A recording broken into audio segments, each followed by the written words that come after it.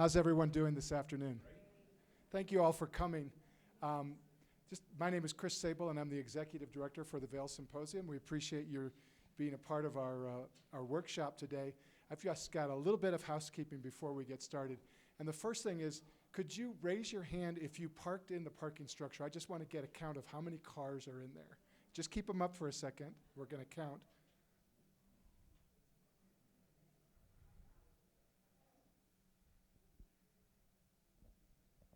Got it? Okay. How many is it, John? All right. So we have some really good news. We're going to have vouchers for you. Yes.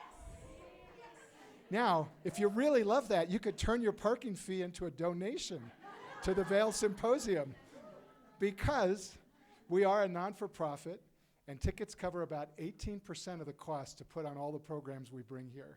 And so we really are dependent on our donors and our sponsors. And as I always say, every donation makes a difference. So whether you think, well, my $10 doesn't mean anything, $10 means a lot. $1,000 means more, but they're both important to us. So, if you become so inclined, if you come to our programs and you love them, we would love for you to consider supporting us so we can continue to do great things for the community, and we can continue to grow what we do. It's all about that kind of support. Anyway, we've got an upcoming event on Tuesday. It's called No Barriers, and it's with Eric Weinmeier. And Eric is the blind climber, the first, I believe the only blind climber to summit Mount Everest. And he recently, about a year and a half ago, solo kayaked the Grand Canyon. And he's got a book coming out this month. And so he's going to be here on Tuesday to talk about all of his adventures. It's going to be a great program. It's going to be at Donovan Pavilion. It's going to start at 6:30, and it's actually free to the public. So we hope that you can join us for that. And then we have 2 more programs in our Consciousness series, which you can check out at our website. Just Google Vail Symposium, and you can find out more about them. They both have an evening program, and they both have a workshop program attached to them. Again, as I said, we couldn't do this without the support of our donors, and we thank all of them. I also want to thank a few of our sponsors that make it possible. I want to thank the Vail Public Library for allowing us to hold this program here today, the Town of Vail, Vail Resorts, Epic Promise, Alpine Bank, and I'm going to forget somebody, but let's go with those guys because they're all here in Vail. So can we give them a round of applause? Also, I want to thank Holly and Buck Elliott, who are the underwriters for this particular program, last night's program, and today. Could we also give them a round of applause? So I'll figure out about the vouchers, and when we take a break, we'll, I think, have them at the registration area, and you can come up. And it'll just be for today, so, but if you did park in the structure, come and get those. I'm going to turn this over to Karen Newell, who's the co-founder of Sacred Sounds. Sacred Acoustics, I'm so sorry. And she's going to tell you the format for today's program, and we'll jump right into that. Again, thanks for coming out and supporting our programs. Thanks for your interest in all of the things that we do, and of course, in your interest today. We are thankful to all of our presenters who are going to enlighten us today. So thank you, and be careful going home. Thank you. Wow, nice full room. So how many were not here last night? Okay, a good amount. So that's great. That's really great. So you guys can repeat as much as you want. So I'm just going to kind of loosely moderate the event. And how we're going to do this is the first half, we're going to have Mary Neal tell her near-death experience story and entertain questions. And then we're going to take a 15-minute break, and you can take care of that parking business and everything. And then the second half, we'll have Eben Alexander and Raymond Moody kind of loosely comment on Mary's experience and share some other information, then also open it up for questions. So Mary Neal, if you don't know, is a orthopedic spine surgeon, and in 1999, she had a near-death experience during a kayaking incident in Chile. And so, without further ado, Dr. Mary Neal. Could you use this one? That way I would All right. So first off, I'll apologize. I'm going to do the best I can. I don't usually sound like this. Raymond had thought that this was my normal voice. No. And by the end of last night, I sort of had it, said goodbye to it entirely, but we'll keep going as best we can. And basically, I'm going to just tell you about my own experience. And I feel very strongly about having enough time for a question and answer session. So if time is running short, I'm going to abbreviate my own talking and open it up for questions, because I find that questions from you all will reflect what you really want to hear about from me, from Raymond, from Eben. So I want to make sure we have plenty of time for that. So indeed, I am a spine surgeon, and I will go backward and tell you that I had a great life. I had a great life before this happened to me. I had a wonderful husband, and I grew up being taken to church, although I think I was very typical of most people. And I think one of the really beautiful parts about my experience is that I was very typical. I grew up in the Midwest, went to Sunday school, never had the expectation of actually integrating what I listened to on Sunday mornings with my daily life. And I think a lot of people are stuck in that sort of a status quo type of Christianity. And then I went off to college and readily discarded any notion of spirituality as I studied science. And really, I've come to believe that science is its own religion. And it's a religion that's very accessible to people, and it's not threatening. So I very much said, okay, well, science is preeminent. If I work hard enough, if I study hard enough, I can discover the answers to everything that's important. So I continued on that journey, and I then went to medical school, and certainly in medical school, science is preeminent. And most scientists believe that truly with enough time and effort and money and study, that we can discover how everything works, how the human being works, and how spirituality works as a manifestation of the physical. During that time, I will say, though, that I had a few little glimpses here and there of the reality that there was something more. And I would say, if I'm being honest, that I kind of always thought maybe there was something more. I think for me it was more of hope.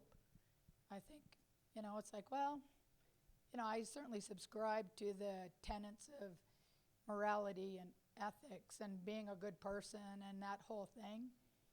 And I took my own kids to church so that they could have a moral or spiritual foundation and an ethical compass, but I never really thought about it more than that. I was first in medical school, then surgical residency, and then fellowships, and then I was married, and then I had a kid, and then I had another one, and they kind of kept coming, and I was really, really busy. I had about 5 full-time jobs. And so spirituality for me, or the concept of what happens after we die, was something that was way down on the list of things that I could think about during the day. And again, I think I was very typical, because other than taking my kids to church, really the idea of even thinking about spirituality or thinking about God kind of felt like just one more thing that wanted a piece of me, wanted a piece of my time and my energy, and I didn't have it to give. And I think I was really typical. So that's sort of the background. I was not particularly spiritual, and no one would have called me a zealot before this. And in 1999, my husband and I, who are both avid kayakers and still kayak, felt that our youngest child was old enough that we could leave the country without them.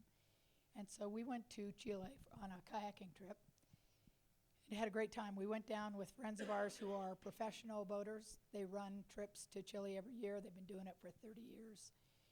And we spent a week or so kayaking and having a great time. And what was going to be our last day anyway, my husband woke up with terrible back pain, which he'd never had before and thankfully hasn't had since. But on that particular day, he had back pain, and the river we had decided to run was something that was well known for its waterfalls. And I'm not talking about, Niagara Falls. I'm talking about drops of 10 to 15 feet, which for a non-kayaker, probably sounds a little nuts. But for a kayaker, and we'd been kayaking for many, many years, I mean, that was certainly within our skill set, something that's challenging and exhilarating, but not out of the ordinary. This river is in the middle of nowhere. I mean, I live in Jackson Hole, Wyoming. We have wilderness. You all here in Colorado have wilderness. But as I'm sure you know, even in the middle of wilderness here, you can open your cell phone and call search and rescue. Where we were in southern Chile, and especially in 1999, was in the middle of nowhere. We didn't have cell phones back then, but even if we did, there weren't services. There wasn't anything there. I mean, this was truly remote Patagonia. And this particular section of river was banked by very steep hillsides, very thickly covered in bamboo, so it's a very inaccessible place to be, and so my husband decided not to go. So we started down the river, and for those of you who boat, the first couple rapids, you're just sort of still getting yourself kind of organized and situated, and I will tell you that nothing quite felt right, but what the heck, it was a beautiful day. So we came to the first major drop. Sorry, that's mine.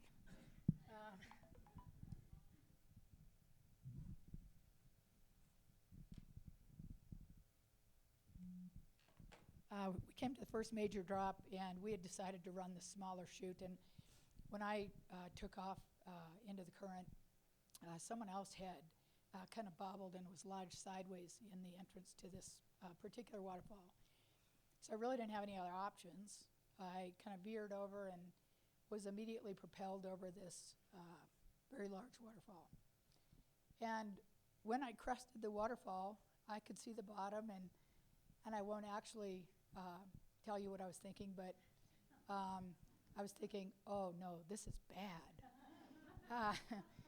I could see the bottom, and I could see tremendous turbulence and hydraulics, and I knew that it was not going to turn out well for me. I assumed that I would hit the bottom, be flipped upside down, probably not be able to right myself, and I'd pull my spray skirt off, that neoprene fabric that stretches from your body to the deck of the boat. And I figured I'd pull that off, push myself out, get tumbled around a bit before I got spit out downstream. And I would like to say that that had never happened to me before, but it's the reality of kayaking. It's just part of the deal.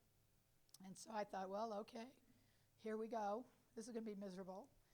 But instead, I hit the bottom and, thunk, stopped. And the front end of my boat became pinned in the rocks and the underwater features, and I was immediately and completely submerged under about 8 or 10 feet of water. And I, as I said, I'm a spine surgeon. I'm very calm, even-tempered. I don't particularly panic. And so I thought, okay, and I immediately set about trying to move the boat, trying to pull my spray skirt off, trying to do really anything. And it was pretty clear that nothing was going to work. And I actually was surprised by the fact that I wasn't panicking. I had no sense of ear hunger. I had no sense of panic. I did start praying. And surprisingly, I didn't, say, oh, God, please rescue me. Like, come on.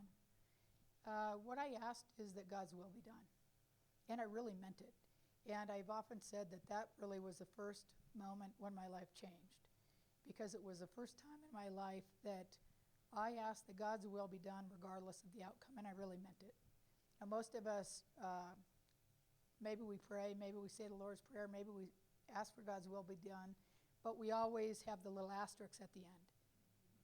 As long as it's the way I think it should be done and on my timetable. I mean, let's face it. But on that particular day, in that particular moment, I really meant it. And the moment that I asked that, I was immediately overcome with a very, very physical sensation, not a conceptual experience, but a very physical experience of being held and comforted and reassured by Jesus that everything was fine. And it was that word fine, not great, happy, wonderful, fine. That I was fine, my husband would be fine, my young children would be fine, regardless of whether I lived or died. And it was a very profound experience to begin with, because I keep telling you, I was nothing special, yet I was being held by Jesus. And it was clear to me that that was available to any person. It wasn't me, none of us deserve it, none of us earn it, but it was available to anyone. And as we were underwater, he took me through a life review. And I have to say, even though I'd certainly been around death in my training, in my practice, I've seen people die in the river. I mean, I certainly have been around death. But I have to say, I never actually thought about it in terms of me. At that point in my life, no one I had been close to had died. I didn't really have a reason to think about death. And I think I viewed death as most physicians do, which is as a failure. You know, we weren't skilled enough, smart enough, well-trained enough to save a person. And so death was really never something I had any expectations about. And other than hoping or maybe thinking there was something more, whatever that is, I'd never actually thought about what the process of dying would be or what it would actually mean to die. So it was all kind of a surprise. And I went through this life review, and I suppose I probably would have assumed that I would have experienced the Hollywood version of, you know, your life flashing across the sky. And, you know, sometimes you're going, yeah, I was good. And then other times you're thinking, okay, I could have done a little better. But it wasn't anything like that for me. It had nothing to do with judgment. It had nothing to do with really anything outside of God's love. We went through this, went through my life and sort of like swiping it across. And, you know, we'd pull out intermittent events, and immediately I could re-experience the event, not only from my own perspective, but from the perspective of everyone involved. And not only could I re-experience it, but I understood everyone's backstory. I understood, and we all have backstories. You know, we all, at this very moment in time, our reactions and our feelings are all based on our past. We all are the sum total of our past. And what I discovered is a couple of things. First of all, I discovered that when you understand someone's backstory, all of a sudden, every negative emotion you ever had about that event is gone, because you understand. And through that understanding, not only can you forgive, but through that understanding, you can understand grace, because grace is beyond forgiving. Grace is accepting, forgiving, tolerance. It's everything together, and it's all born out of an absolute sense of love. So that was remarkable. And then the other thing I had the incredible opportunity of seeing is I was able to look at an event in one time and then look at the outcome of that event when seen 25, 30, 35 times removed. And we can all understand the impact of our words and our actions in our immediate circle, you know, 1 or 2 or 3 times removed maybe. But we rarely and probably never get the opportunity to actually see how our words and actions make a difference in the world. 35 times removed is huge. And what it does is 2 things. First of all, it started showing me very clearly that God's promise that beauty comes from all things is actually true. Because indeed, beauty comes from all things. You know, one of our problems is when it's close in time, we respond emotionally. You know, we don't really have the perspective of seeing the beauty that came of it. The further things are in the past, the easier it is to appreciate the really good things that came of it. Whether it's events or whether it's, losing a job, which is horrible at the time, but then you look back and you think, oh my gosh, I'm so happy I lost that job, because it allowed you to be open for a better opportunity. And even though we all understand that concept, it's really difficult in the moment to have gratitude for all those challenges that come. And during this life review, though, it was really a remarkable experience to recognize that absolutely beauty comes from every single event. And during this time, I was still kind of me. I mean, I was still kind of snarky and cynical, and my little thought balloon off to the side was thinking, this is really strange. What's going on here? And so I would keep doing these self-assessment exams. I'd keep thinking, okay, well, am I conscious? And I would sort of think about it, and I never was conscious and then unconscious. I was conscious and then more conscious. And I would sort of think, okay, well, can I still feel the weight of the water? And I think, yeah, I can still feel the weight of the water. I could still feel the plastic of my boat. I could still feel all of that. But at the same time, there was this shift in time, dimension. I'm not sure that there are good words to describe it. But then eventually I could feel the current pulling my body out of the boat, and I was sort of stuck on the front deck of the boat, so the current was pulling myself over the front deck, and that meant my knees kind of bent back on themselves. And even while that was happening, I am an orthopedic surgeon, and thinking, oh, that really feels like the bone, and that's probably not a good thing. I wonder if I'm screaming. And I would keep, this other thought balloon kept wondering, like, okay, let's get a grip here. Like, what's happening?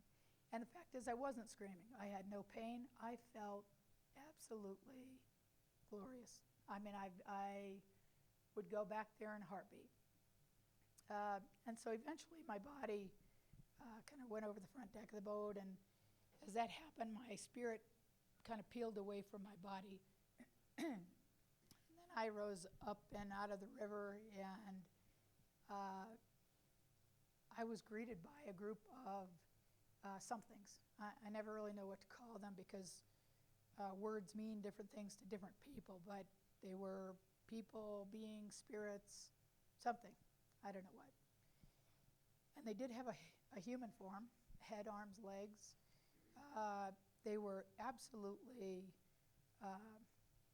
radiant, not just with, it's not really just radiance like you would say, oh gosh, the yellow is really radiant or vibrant. It was a radiance of absolute pure love. And it's love that I've never experienced on earth. It's love that I don't really think there are words to describe. And that radiance, that brilliance was from within. It wasn't like there was a big sun shining on them. And these people loved me and knew me, and I knew that they had loved me and known me as long as I have existed. And I also knew that I had known and loved them as long as I had existed. And when I use that word know, it's also a very different word than we typically use.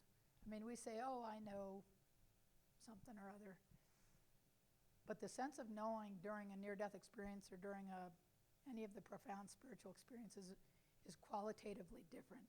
It's sort of like saying, well, I know this is made of wood, versus being the person who grew the tree, cut down the tree, milled the wood, and made this. That person would know this is made of wood, and there would be no discussion. They would just say, look, if you don't think it's made of wood, I can't help you. And that's the kind of knowing that I'm talking about. So again, there was this shift of time and dimension, and I could be with them and start down this incredibly beautiful, even though that word sounds very pale, this beautiful path leading to this great dome structure of sorts. And I absolutely believe that God gives us the experience at the time of our death that we will understand, and that will make us feel loved and welcomed and make us feel like we are home. And for me, it's color, it's flowers, it's the aroma of flowers. That's what speaks to me. That's what really, really moves my soul. And so I am asked all the time, well, did you see animals? And I said, no. I mean, I like animals, but they don't they don't speak to me like color does. People ask about music, and my husband will hear incredible, I don't even know the names of them, sonatas or something, but I'm not a musician. I listen to country western music, so I would not have appreciated it. It wouldn't have spoken to me. So we started down this path, but I was able at the same time to see the scene at the river. I could see them pull my body to shore, and I could see them start CPR. And I could, at that point, think pretty sort of objectively that, okay, well, I guess I did die. And I wasn't sad about it. It was just sort of an observation. And as I was looking at them, I could hear them as well. And one of the guys, who was 18 at the time, he was a dear friend of ours, kept calling to me, please, Mary, I know you're still here. Please come and take a breath. And he would just call and call. And he's kind of one of those guys, he's kind of a fluffy guy. You know, he's very vulnerable, and he was so young, and I'd feel so bad. And I would say, okay, guys, I'll be right back. And I would go back down this path, I would lie down, and I would take a breath. And then I would rejoin them. And then we get a little bit further down the path, and he would start calling. And I would say, guys, I'll be right back. And I would go back down, and I would take a breath, and then I would rejoin them. And this happened many times. So many times that I was just thinking, oh my gosh, you got to be kidding. And it was very interesting to talk to him after the fact, because we were both equally frustrated, but for very different reasons. Because my interpretation of taking a breath is one. I said, look, I did what you asked. Now let me go. So we got further and further, and we finally got to this kind of archway of this dome structure, and I knew that was the point of no return. And we sort of stopped at this place. And again, even the structure of this place was so radiantly beautiful. It was as though the fibers were made of love. I mean, I realize that's nonsensical, but the entire experience is really nonsensical using our language. The colors were beyond anything. I mean, every color of the universe and more, and it wasn't just seeing the color. It was hearing it and tasting it and understanding the very essence of the color, of the flowers, of the aromas. And I realize that doesn't make sense. But that really is the only way to describe that experience. So we were on this threshold for what felt like many hours. And while I was there, it was pretty remarkable.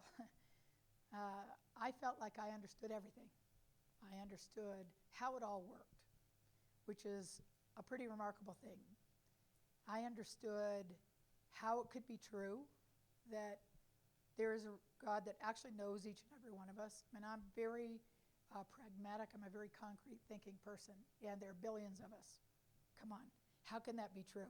We don't even know the people in our neighborhood, and we certainly don't love the people in our neighborhood. How could it be true that there's a God that knows each and every one of us individually and loves us as though we're the only ones?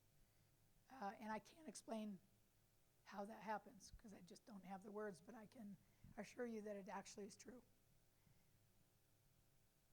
I also understood very clearly not the nature of the universe, but I understood the order of the universe, how we are all absolutely interconnected. You know, one thing happens here and it reverberates throughout the universe. And again, it brought me back to the importance of love, because love is what changes everything. Love changes the universe, love changes us. It's all about love. So I was there and I kept trying to, jump over because I wasn't coming back. That part I knew. And then at a certain point, these people, or spirits who had taken me there, had told me that it wasn't my time, that I had more work to do on earth, and that I had to go back. And I said, I'm good. I can stay. Jesus had already told me my kids, my husband will be fine. I'm good. I'm a doctor, though I'm not a lawyer. So here I am. My kids for a long time just said I got kicked out, but they did take that opportunity to tell me a little bit about some of the work I still had to do. And there are a number of things that have yet to come to pass. There are a number of things that have come to pass, and two of the more difficult things I was told about was the future death and coming death of my oldest son. And I, of course, said, well, why? Why my son? And I was immediately taken back to my life review and reminded, first of all, that beauty really does come from all things. The other thing I was reminded of is that indeed God has a plan for each one of us and for the world that is one of hope. And whether it's my son's death or whether it's any of the challenges, it's all part of the plan for our life and for the world. And so the other thing that might even be equally challenging is that I was given this mandate to share my experiences with other people. And like most people, that's not something I would have signed up with. I would have said, no, you got the wrong person. First of all, I'm too busy. I'm not interested. I don't have the skills, down the list, because that's always what we do when we're asked to do something. Just immediately come up with all the reasons why you got the wrong person. So I was then walked down the path, and I just lied down on my body, and I was reunited with my body. And so I opened my eyes, and at that point, prior to the initiation of CPR, I'd been without oxygen for about 30 minutes. And 30 minutes on the side of an inaccessible river is too long. It's too long anywhere, but without advanced medical care, it's too long to survive, and it's too long to survive without a significant brain injury. So the people who were resuscitating me were as surprised as I was to be back, and then they sort of thought, oh, now what? What do we do now? We're in the middle of nowhere with no way to transport or nothing. And right then, just as they were sort of deciding what to do, these two Chileans just sort of materialized. There's no way to get to this part of the river if you don't come by boat. They didn't have a boat. They just materialized. They never said anything. They just walked over, put my body on top of one of the boats, and they, with friends of mine, just started carrying me up the hillside, and one of them had a machete and started, hacking down the bamboo. And so it took a number of hours, kind of a few steps forward, one back, up, down, and eventually they came upon a little animal trail. And after the fact, they admitted that they didn't actually really know what they were even planning. They were just sort of hoping to find a dirt road, and then maybe one of them could run, and eventually maybe find a tractor or something, and maybe that would be better. They didn't have a plan. In this part of Chile, as I said, there was nothing. There were no towns nearby. There were certainly no medical services and no way of communicating. So kept going along the animal trail and onto a dirt road. And we emerged onto the dirt road, and there was an ambulance right there. They didn't have ambulances in this part of Chile.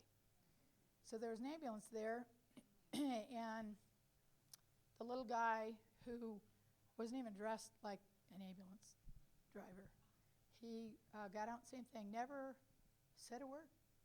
Never said, oh my gosh, I was just sitting here smoking a cigarette, what are you doing? Never said a word. Just went around, opened the doors, loaded me in, started driving. Never asked a question. I was in dire straits. I had multiple broken bones. I was in terrible shape. Never did a thing. Never said, gee, shall we get some oxygen on her? I mean, nothing. Just, okay. And one of the guys who was with us said, well, what are you doing here? And he said, just waiting. So at that moment also, my husband arrived, and when they were doing CPR, you know, people are funny. They have different reactions, and one of the other kayakers wanted to videotape everything. One of them wanted to, kept trying to get them to stop because I'd just be a vegetable, and one of them just sort of, freaked out and ran, just took off in the bamboo. And she ended up running to where my husband was. She didn't know where he was. It was, random. But they then started driving downriver, and they emerged, or they arrived at the place we emerged just as we emerged from the bamboo. And so then we drove a long way, found a little clinic, got, my husband's an orthopedic surgeon, so he put some, okay. He put splints on my legs, and then we started a long journey home because I had decided that I was coming back to the U.S. for care. And actually, I had decided I was coming back to Jackson Hole for care, which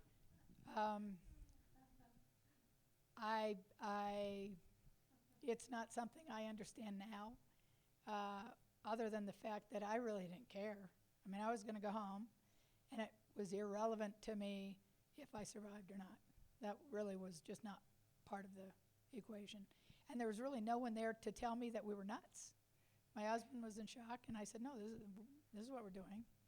And we actually flew on our already arranged commercial flight. And it's a long story. I won't even go into it because I'm embarrassed. But it took about 2 days to get home, and by the time I got home, I not only had these, horrible injuries, but I had a horrible case of ARDS, or pulmonary trauma, and my oxygen levels were in the 40s, which is not really compatible with survival either.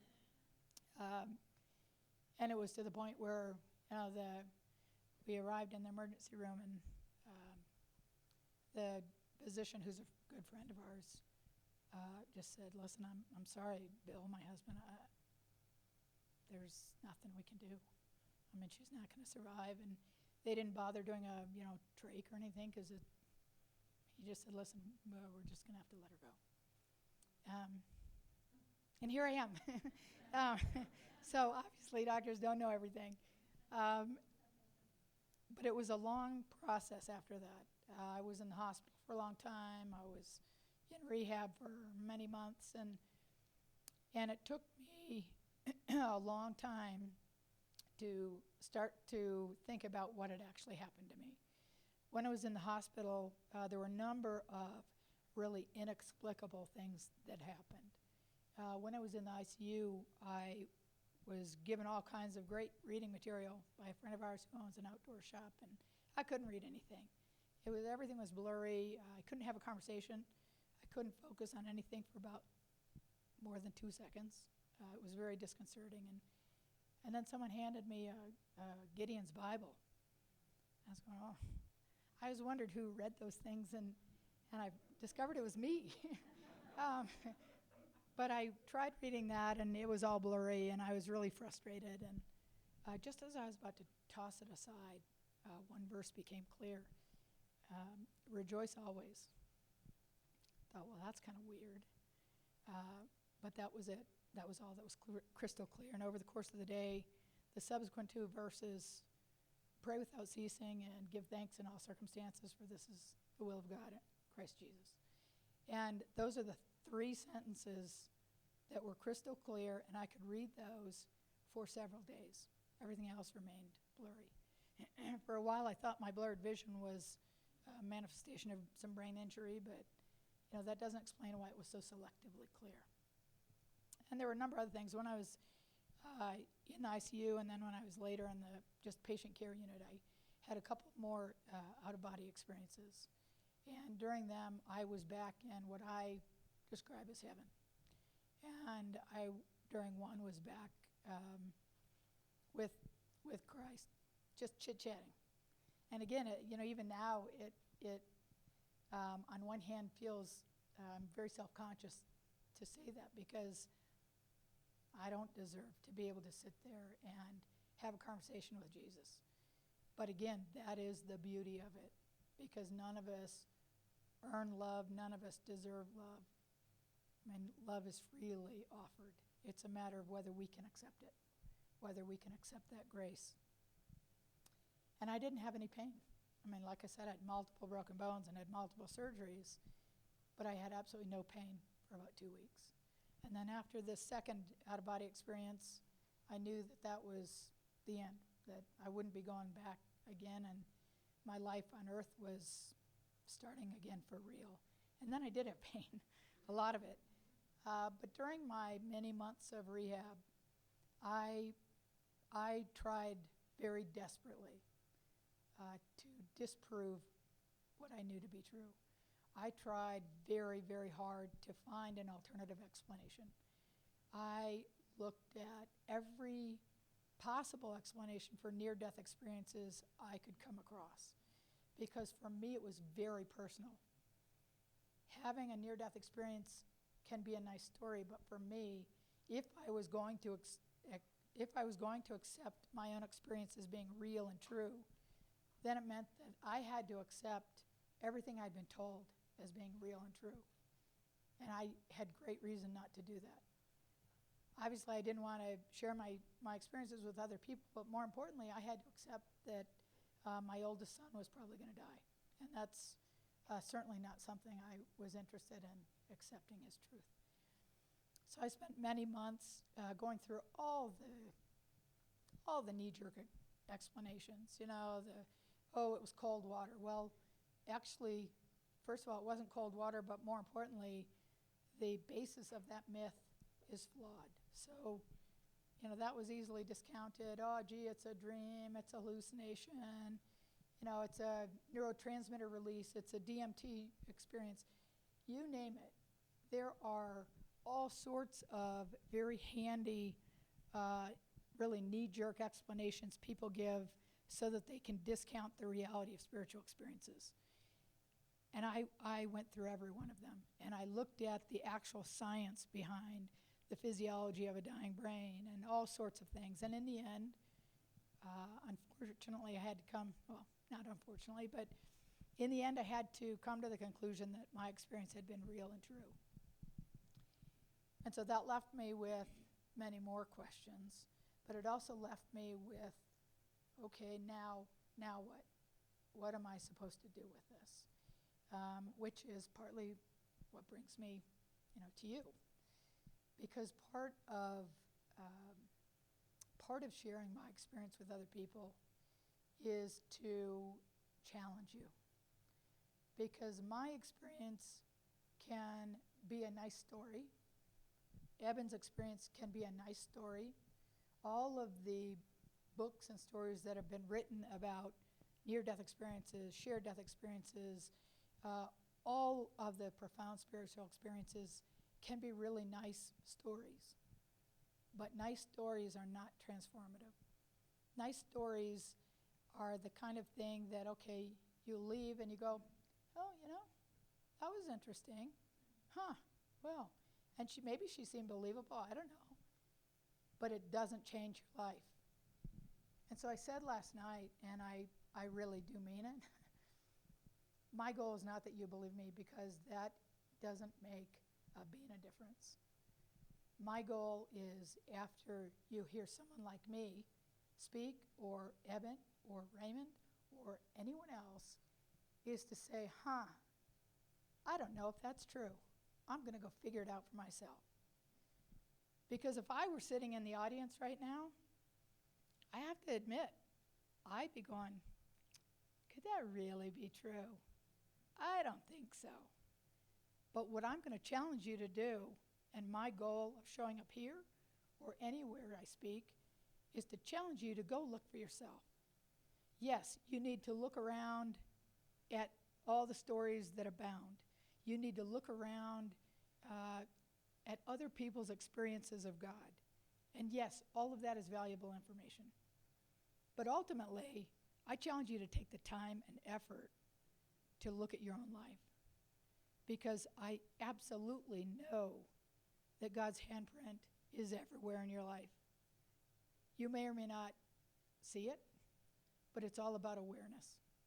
And if you go back, and it's always retrospectively, unfortunately, but if you go back and you look at your life and you look at all of the beauty that came out of tragedy, if you look at the incredible opportunities that came out of closed doors, you will see a pattern in your life that is statistically impossible. You will see the hand of God. And I challenge you to do that. And it's an exercise that takes effort. But once you look backwards and you start thinking, wow, yeah, all those strange coincidences, all those times when you say, oh, that's weird. When you start putting those together and you see those synchronous events, you start realizing, wow, yeah, actually, you know what? In my personal life, there's evidence of God. There's evidence of more. And that is, I think, what is transformative. Because once you actually see God's presence in your own life, then all of a sudden, you move to this other place. All of a sudden, you start noticing the world around you. All of a sudden, you start seeing things for what they really are. And all of a sudden, you can tap into God's transformative power. And that is ultimately what allows you to live a joy-filled life, because it's all about God's love for you and God's love for other people. Many people ask, what's the most important thing that you discovered during your experience? And I will tell you, the most important thing is that there is one God who is the God of all of us. And that God loves us more than we can even begin to understand. And that God loves the people we don't like. And the ones, like, we don't like what they look like, we don't agree with them. Whatever the parameter, we find all these reasons to separate ourselves from other people. But the fact is, we are not separate. And if you can start to understand that and start to accept it, then everything changes. Because your experience of every human interaction changes. Your experience of every moment of every day starts to change, because you realize that everyone has a backstory and it's irrelevant. The past can hold you bondage to your present, but the past is irrelevant. The future is irrelevant, really, because the future is determined by what we're doing right now. And once you can truly accept that, oh man, this is going downhill fast. Once you can truly accept that God is real and present, then all of a sudden you can live right now, right in this moment, because this moment is really the one that matters. And it's in this moment that you can accept and experience God's love, and it's in this moment that you can then reflect that to other people. And rather than continuing to go on, I'm going to switch over and open it up to questions. Okay, so I'll bring the mic to you. Yes. Thank you so much for what you're telling us. And I wanted to know, in one of the interviews that I've seen of you on the internet, it talks about when you were sitting with Jesus and how you definitely did not want to come back. And I wanted to know what, and I know that you had to have extra sessions with him to get you to come back, if I'm understanding it correctly. What I'm wanting to know is, what finally convinced you to come back? Or I assume you didn't. Choice. You didn't have a choice. Okay, but obviously you made a switch of attitude to come back, and I'm wondering what he told you. That's a good question. It's a good observation, because no, I didn't want to come back. I felt like I was absolutely home. Like I'd been on a long vacation, a long journey, and finally I was home and I got to sleep in my own bed, and it was where we all belong. And I did not choose to come back, actually. And that's why I didn't actually share my experiences with other people for many years, because my kids were very young, and I never wanted them to think that they had not been enough of a reason to come back, because I love my kids more than I can imagine loving something else on earth. And when I came back, I was actually very depressed. I just could not believe that I was here. I couldn't believe that I'd been sent back, and I also couldn't believe how pale everything seemed. The colors, even love. I love my children as intensely as I can imagine loving on earth. But even that love pales in comparison to God's love. So now I was very depressed, and I think many, if not most people, go through that phase when they come back. And it took me about a year and a half before I can't even tell you the why of it. But I went to this retreat one weekend, and somehow the switch flipped, and I said, okay, you know what? I'm back. I'm here. I got work to do. And the sooner I get my work done, the sooner I get to go back. And that's really a big part of it. We all are here for different reasons, and we all have work to do. And I realized at the time that I better focus on now. Because what I found for myself is it was very difficult for me to re-engage with my life here on earth and make a difference here on earth, because the more time I thought about my experience, and I would go to a small group study or something, and we'd talk about God's love and beautiful and all this, and I'd find myself being pulled more and more and more into just spending my time thinking about returning, thinking about the future. And I think a lot of people do that. They're either so upset about the past, or they're so interested in the future that they forget about today. And I realized that the future can take care of itself. I'm still a planner for sure, but I hang on to my future plans very loosely. And I don't have to worry about the future. I know it's not even where I'm going. That's a phrase people use, but it's kind of meaningless. But I know what the future holds, and I'm okay with what happens between now and then. But what I realized, and what turned the switch for me really, was that by thinking about the future, I was forgetting about the work I need to be doing right now, today. And many people ask, for example, about prayer. And you can pray in many ways, of course. I'm not a good meditator because I either start thinking about all the things that I need to do or I fall asleep, one of the two. So that doesn't work very well for me. But I will say that I am in continuous prayer. And to me, prayer is listening. It's not really, it's not asking and it's not talking. It's all about listening. And part of my brain at any given moment in time, even right now as I'm talking to you, part of my brain is open, and part of my brain is always questioning, okay, in this very moment in time, am I doing what I believe God would have me be doing?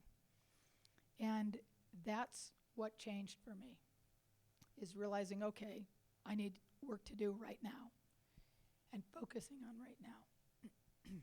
Did that answer your question? Yes. Okay.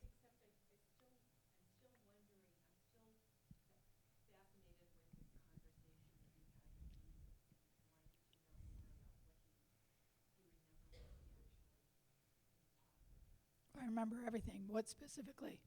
In terms of why I had to come back?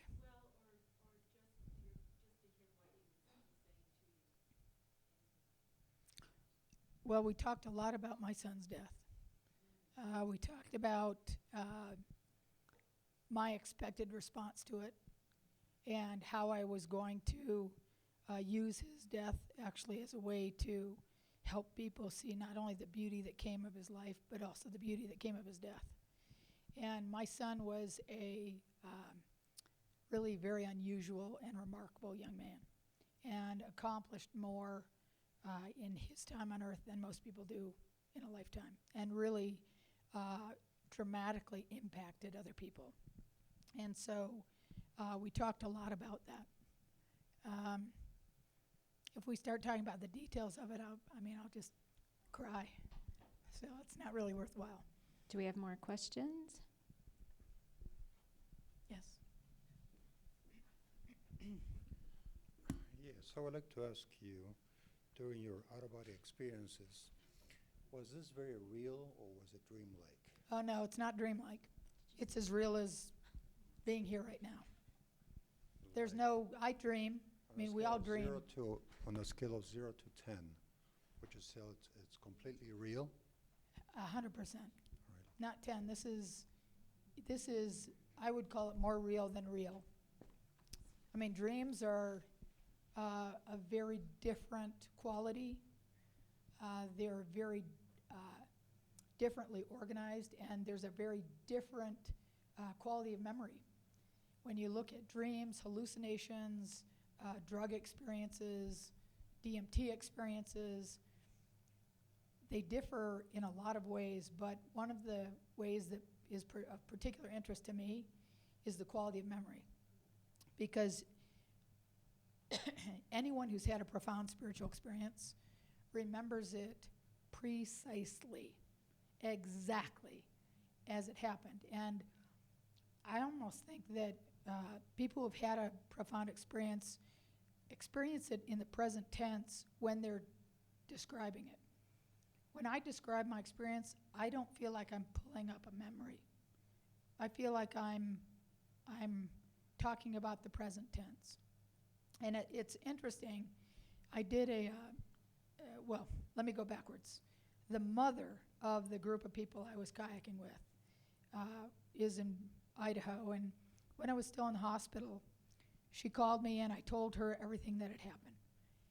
And she wrote everything down because, again, back then, it wasn't like now. It wasn't sort of this instant communication.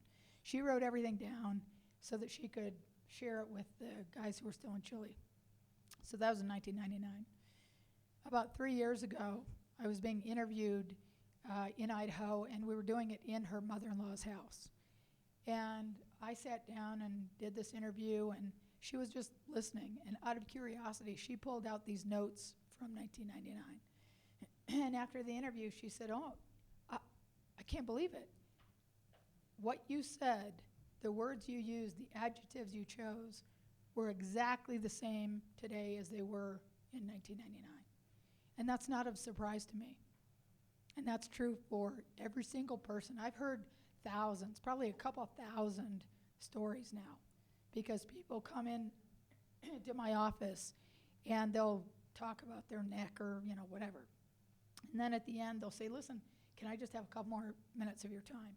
And they'll go on to tell me about their own near-death experience or some other really profound spiritual experience. And they always, and I live in Wyoming. I mean, these guys are gruff old ranchers and miners, and they're not the touchy-feely people. And these guys will start crying, and they'll say, "I've got to tell you something that happened to me." And it's usually, 30 years, 40 years in the past. And they say, "I've never told this to anyone else because I knew no one would believe it, but I think you will." And they go on to tell me their story, and they always add, "And you know what? I remember it as clearly today as if it were happening today." So the memory, the quality of a spiritual experience is night and day different. It's just a whole different thing.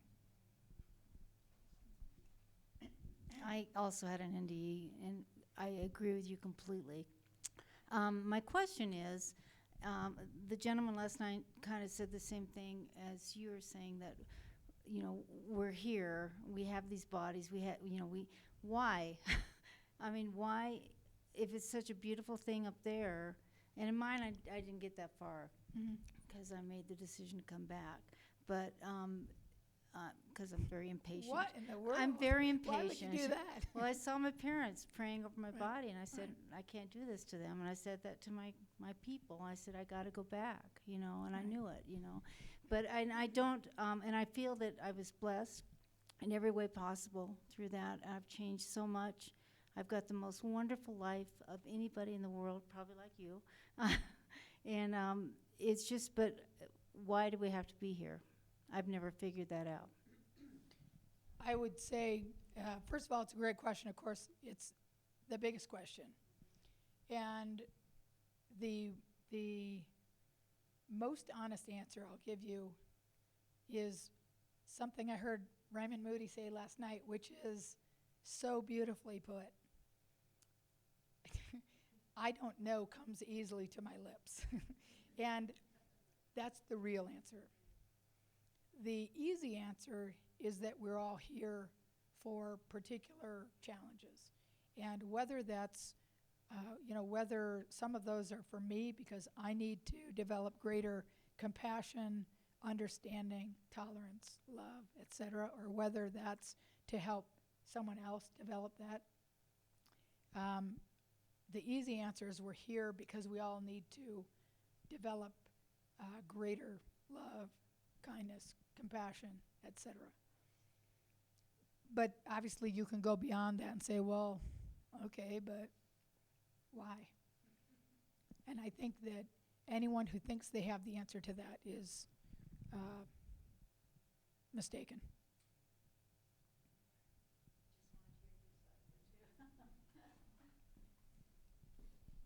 Thank you. You spoke about having a conversation with the entity Jesus and the beings who are helping you and part of your team. Could you just describe what is God to you? To me, God is not this abstract, energy source or ball of energy. God is, first of all, I would absolutely say that God is love, and love is God. I do have a bit more traditional concept than many people in that I do not believe that I am God. I believe that certainly God is within me as I am in my own child. But no matter what my child does, they're not going to become me. And so it's a little bit more of a traditional concept. I have been asked many times, well, gee, did you see God? And no, I would say I did not. I certainly experienced God's absolute love. And I experienced an understanding of many of God's truths. But in terms of saying what I would say, okay, I'm going to put God into this box, I think that, first of all, I can't do. Second of all, I wouldn't do. And I think, thirdly, that's a big problem with all of us, is we really want to define God in our own vision. We want to create a spirituality that feels good to us. And I think that's where we all go wrong, because we define it in our own image. And we define it so that it feels really good. But in my experience, if you're really seeking after God, it doesn't necessarily feel good all the time. I mean, there is no doubt that joy is a reflection of God's presence. But that doesn't mean that it always feels good. When my son died, that didn't feel good. But I would tell you that I was absolutely experiencing joy. And part of that is gratitude. I am absolutely grateful for every minute of every day, no matter what the circumstances. And that really is what brings you to joy. That's what allows you to transcend your circumstances. So that didn't exactly answer your question, but it's the best I can do with it. I was hoping, Mary, that you could share your perspective for those of us who've had suicide near us with family members and friends, if you could share what your belief is in terms of just saying that God loves everyone and has a plan for them, and yet I didn't grow up with a religion, but my understanding is that religion doesn't look kindly upon suicide, so how does Well, that? you have to always remember that human beings create religion, and that's a different thing. And so human beings create the rules. And human beings would like to say, well, okay, this is God. It's going back to this idea of putting God in a box. Okay? Well, God likes people with brown hair. Sorry, you're out. And, God likes people who pray only this way. Okay. I'm not sure what it is about us that we like to make these rules. I think it's partly control. We like to control things. We like to understand what to expect. And so we make rules because we're afraid of not being in control. We're afraid that if we accept that God has a plan for us, for example, well, but what if I don't want it? I want to evaluate it first. And so when it comes to suicide, for example, I will tell you absolutely that not only does that God love that person, but unlike the rest of us, God actually understands that person's backstory, understood the hurts, the struggles, the whatever that brought that person to that point in their life. God also understands the beauty that will come of it. So I'm not going to pretend like I know the things that I don't know. But one of the things I absolutely do know is that God loves every single person, no matter who they are, and understands us and has more grace for us than we understand. That word makes a lot of people think, what? Grace? Like, I don't know. Well, like, what? That's before you eat dinner or something? But when you really think about grace, it's all of it. It's love, acceptance, tolerance, forgiveness, understanding. And God has more grace for every one of us than we understand. So that's how I feel about suicide. Final question. When you said that you understood the order of the universe, I'm here, sorry. Wondered if you had any experiences or thoughts or reincarnation or, this whole religion thing of Satan and evil. What did you experience in those regards? I will say that the concept of evil and hell and all of that had absolutely nothing to do with my experience. And so, as I just said, I know what I know, and I'm not going to pretend to know that I have all the answers. And so, with that, I sort of set it aside. Going back to, I'm telling you, I'm adopting this. I love the concept that I don't know rolls easily off my lips, because I think that's one of our failings. Is we all want to know. I'm a spine surgeon.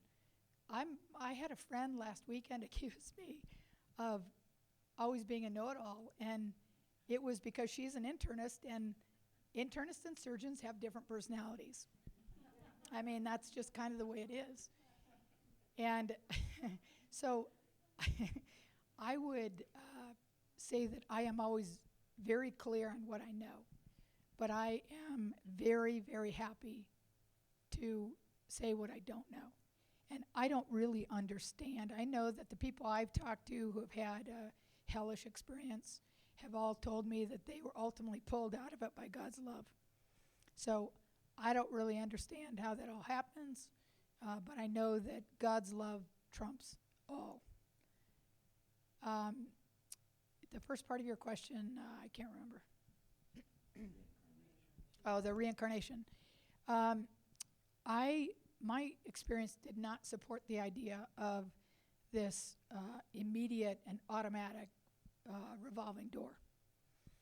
But I would say that in my experience, it was clear to me that I, meaning the real me, my soul, my essence, whatever you want to call it, existed before right now. These people who greeted me had known me and loved me for all eternity, and I had known and loved them. And even in the Bible, and I do believe the Bible is not even just the inspired Word of God. I think that those people had spiritual experiences, and just like I would be writing my own experience, they were writing things down with a very clear memory.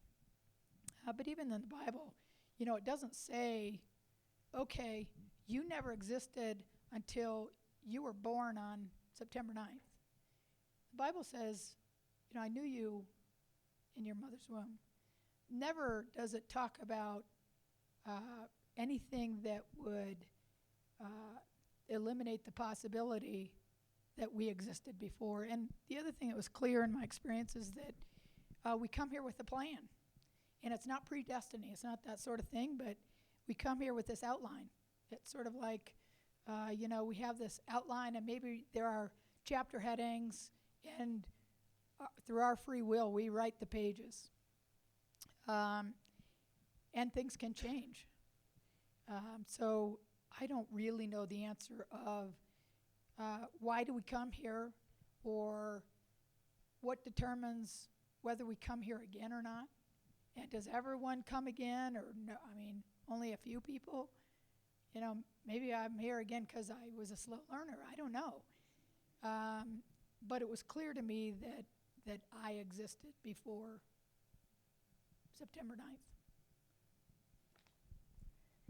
Okay, so let's thank Mary. Thank you all.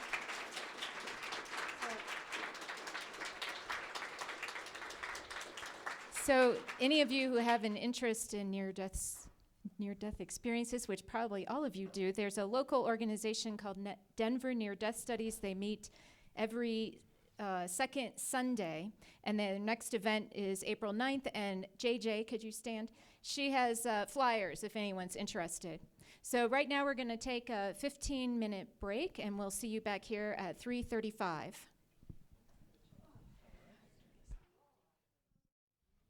Okay, so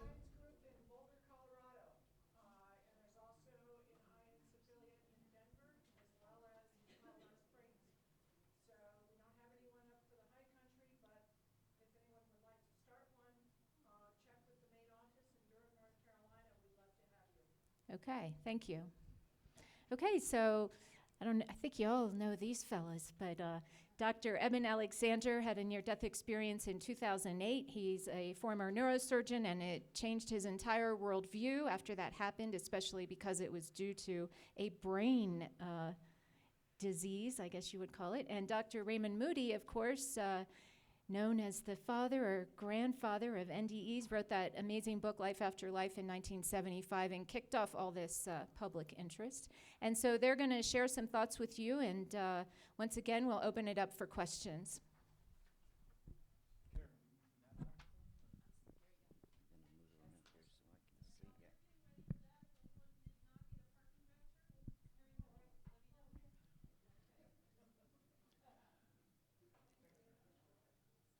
Well, hello, and welcome. Now, how many out there have not heard me speak and not read Proof of Heaven? So not too many. Okay, well, that's good, because then we can move more quickly. I'd love to tell my story. I really love to tell it, but we don't have time for that today, and I've done that for this audience in Vail several times. I love the people out here. Karen and I have been out here, I think it's our 4th year, and we really do enjoy the rich spiritual enlightenment of the people of this area. So thank you all for coming.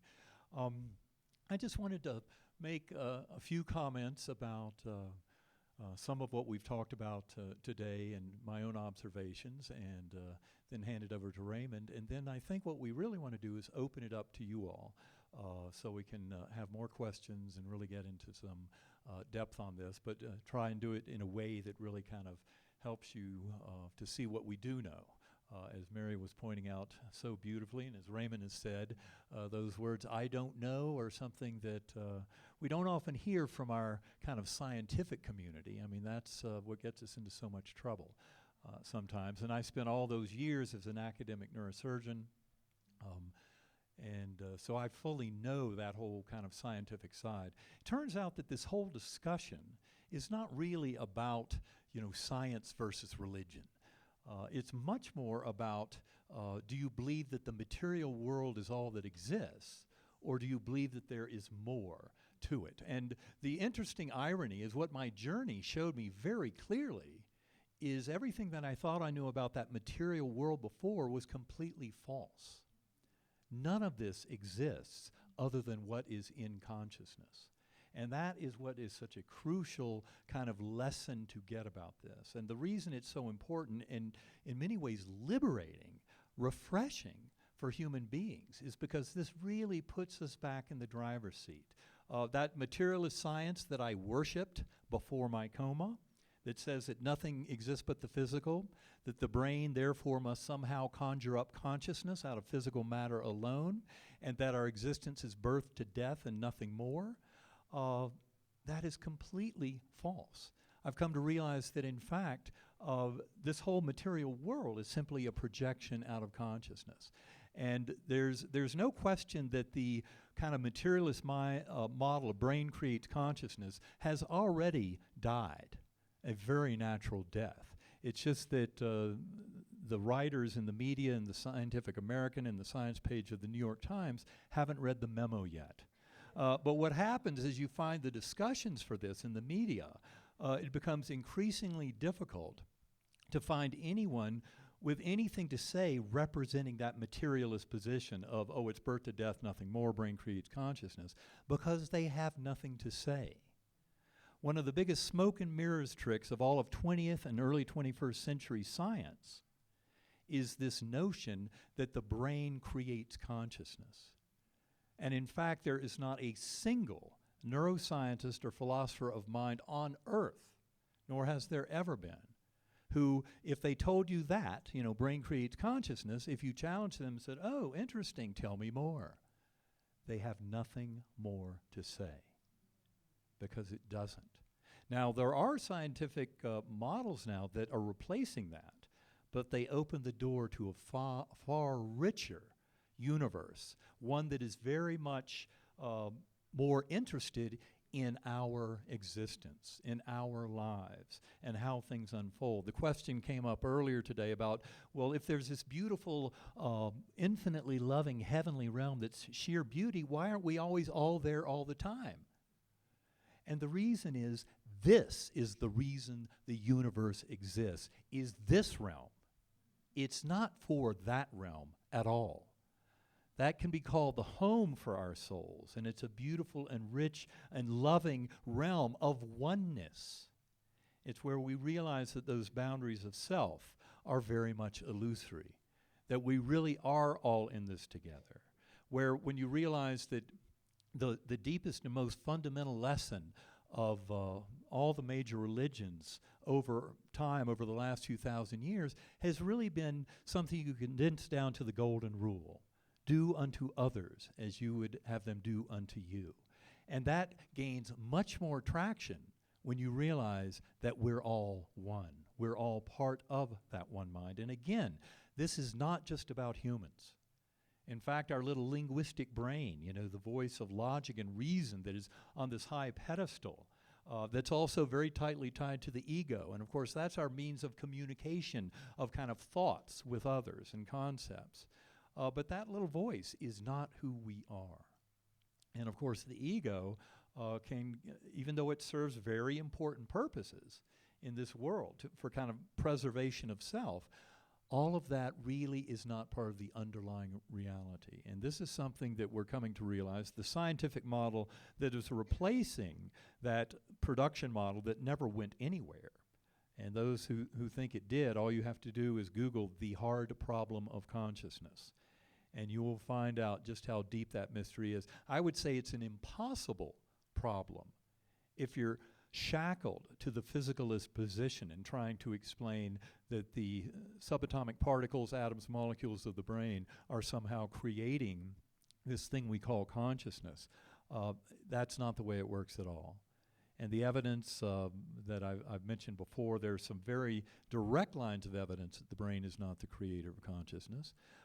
Terminal lucidity, where elderly demented patients often have great clarity and reflection and communication just before they die, often at a time when souls of departed loved ones are apparent to them to escort them over. Then there are also the what's called acquired savant syndromes, which are really strange but not uncommon, where some kind of brain damage, a stroke, or a head injury, or autism, something like that. Although the global neurologic function might be impaired, people in those situations often have some superhuman mental capacity that is caused by damaging the brain. It's because the brain is not creating consciousness at all. It's a filter. It's a reducing valve that allows in that primordial consciousness that in a near-death experience or other spiritually transformative experience, we sense as this incredible oneness and this connection. The question also came up earlier today about the dreamlike nature. Well, I can tell you the thing that shocked me no end when my meningitis completely destroyed my neocortex, the human part of my brain, was that my conscious awareness was greatly enlivened. That is much more real than this. This is the dream.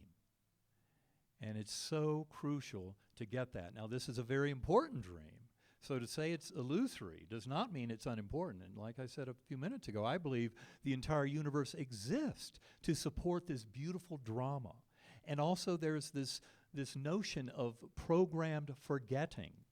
Because it was clear to me on my journey, and this certainly never came from any of my pre-coma religious beliefs, but it was crystal clear that the only way to explain the infinite loving power of that deity, the all-knowing nature of that God, but the deeply personal involvement, as Mary has said, this is a deeply personal God that is with all of us, in all of us. It's the very spark of our awareness. But there was no way to make sense of that experience without realizing that we come back again and again. And part of that was what I saw in my journey, but also there was no way to comprehend that incredible love that's far beyond what we can know and experience as human beings, but the very core of that love is within us all, and it's something we all experience when we're able to transcend that veil and get to the other side, to reunite with our higher soul. And our higher soul is really a very direct connection to that one mind, to that infinite loving power of that God. Now, so reincarnation fits into it, that our lives have a much bigger purpose. And that, of course, is one of the key lessons of NDEs. It's not about what happens when we die, but all of the crucial lessons about how we are to live these lives that we have here, knowing much more fully our grand scale of involvement. And that love, that unconditional love, has infinite power to heal, and that each and every one of us can bring that into our own lives. And in fact, for me, it was so clear from my journey that the vast majority of the world's problems are caused because we don't love ourselves enough. It's not an issue of loving our neighbor or loving our enemy. It's that we don't even recall that beautiful divine connection to love and source and to all other life, all others in this world that we share. And it's recovering that love for self and then becoming a conduit for that love that I think is such a beautiful lesson of near-death experiences. Another point I'd like to bring up was there was a question earlier today about hell and the notion of hell. Now, my conventional thinking before my coma, based on my coming up in the Methodist Church, I didn't, by that time, I'd kind of let many of those kind of concepts go by the time I got into coma. But there was that notion of an eternal hell and damnation. Well, that was another thing that clearly made zero sense. And so along with the notion of reincarnation is the idea that I believe that our notions of hell come from life reviews of those who have been especially vigorous at handing out pain and suffering to others, being greedy and selfish and that kind of thing. That will, when you go through that life review and have to feel the impact of what the actions of that kind of soul have been on others around them, yeah, that's not going to be a very pleasant experience. But it is something that involves not judgment from the outside, as Mary said. This is not a judging God at all. That God is a pure love.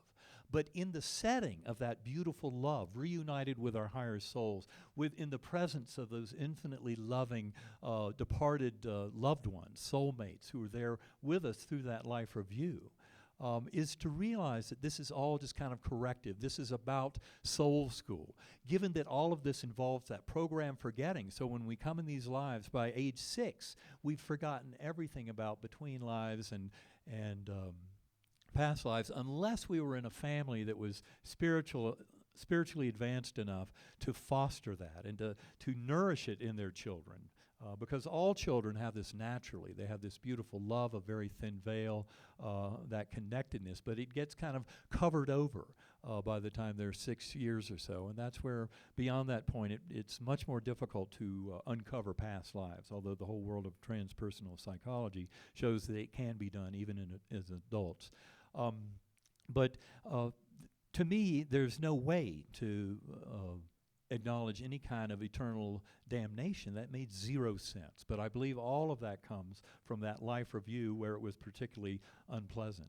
People sometimes will talk about hellish NDEs, the bad ones, the uncomfortable ones. Well, if I had just on my journey gone to that earthworm eye view where my journey began and come back to this world, I would have had a hellish NDE. I think in general they're simply, some of them are just incomplete, that the soul hasn't gone deep enough in that particular near-death experience. Some of them just have to do with that life review that's quite unpleasant. But the interesting thing to me is even when I hear about hellish NDEs, I hear about how positive they are in transforming someone's life, because they show them that there's far more to this universe than our simple little notions of birth to death and these physical incarnations. And it shows also that we have much greater responsibility. To some people, that's a bit frightening. Some people don't want an afterlife. They'd rather, when you finally get to the finish line, that they can just kind of call it quits. I often say in my talks, nobody gets out of here dead. It's very important to realize this is all about life and living, but when our physical body ceases to exist, it doesn't mean that those connections with loved ones and with all the beautiful evolution of the soul group isn't still ongoing. And of course, we'll be reuniting with those other souls when they leave the physical plane, and then we'll all be coming back in to try and do it better on the next time. And this is not some mindless mechanistic wheel in the sense of the Buddhist idea of reincarnation. This is very important, rich, purposeful, meaningful existence. That's what we're living and learning in these lives.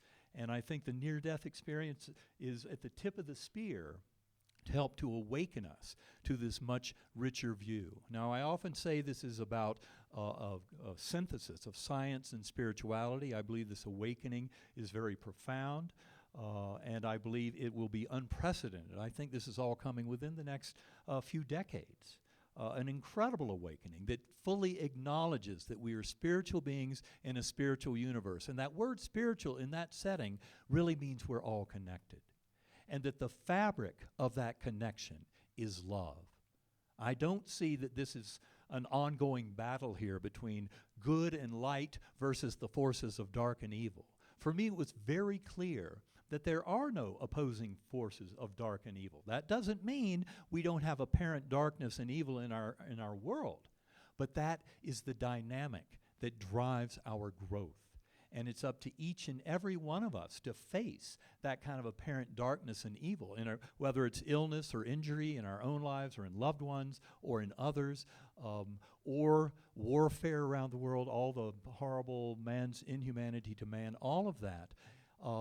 What we can do is serve as points of light to bring that infinite healing power of unconditional love and bring it in, know it in our hearts. This is very much not about a brain-mind consciousness, but as Karen Newell showed me so beautifully when I met her back in November 2011, it's a heart consciousness. And it's a feeling of resonance and love with others, because we're really all in this together. And I think near-death experiences are really just the tip of the spear to show us that. And in fact, I would say that there's no way for any of the spiritual traditions or for modern scientific thinking, especially in addressing quantum physics, for any of them to get out of this without each other. So it really is a synthesis. As much as I often point out that this is much of the wisdom and awakening that I see coming has been there in spiritual traditions, both East and West, going back thousands of years. But the catalyst, the thing that makes it different now, that makes it far more profound, is the scientific effort of the 20th century, specifically quantum physics, to try and get deeply into the nature of the very fabric of all the stuff around us. And what that quantum physics is trying to show us at the deepest level is that consciousness is primordial. Consciousness exists. All of the physical universe emerges out of consciousness. And therefore, as we come to acknowledge that fully with all of the power, what it brings to us is an incredible ability to manifest free will, to bring that beautiful heavenly world of our dreams into reality, to live it into reality here. But that is our job, each and every one of us. Everyone in this room is a spiritual seeker. And this is what we're seeking, is that synthesis, that oneness, that realization that the very self-awareness of the universe is our conscious awareness. There's no separation between each and every one of our soul journeys and the beautiful evolution of all of consciousness throughout creation. The whole purpose for this universe to exist is manifest through each and every one of our lives here on this world, living it out. And that's a beautiful gift. So it's a complete flip, 180-degree flip for me personally, and I've come to realize that so much of this world is on a similar pathway of awakening. And so I think with that, what I would like to do is thank you all very much for participating in this incredible journey of conscious awakening and of bringing love into this world, and turn it over to my very good friend, Raymond Moody. Thank you.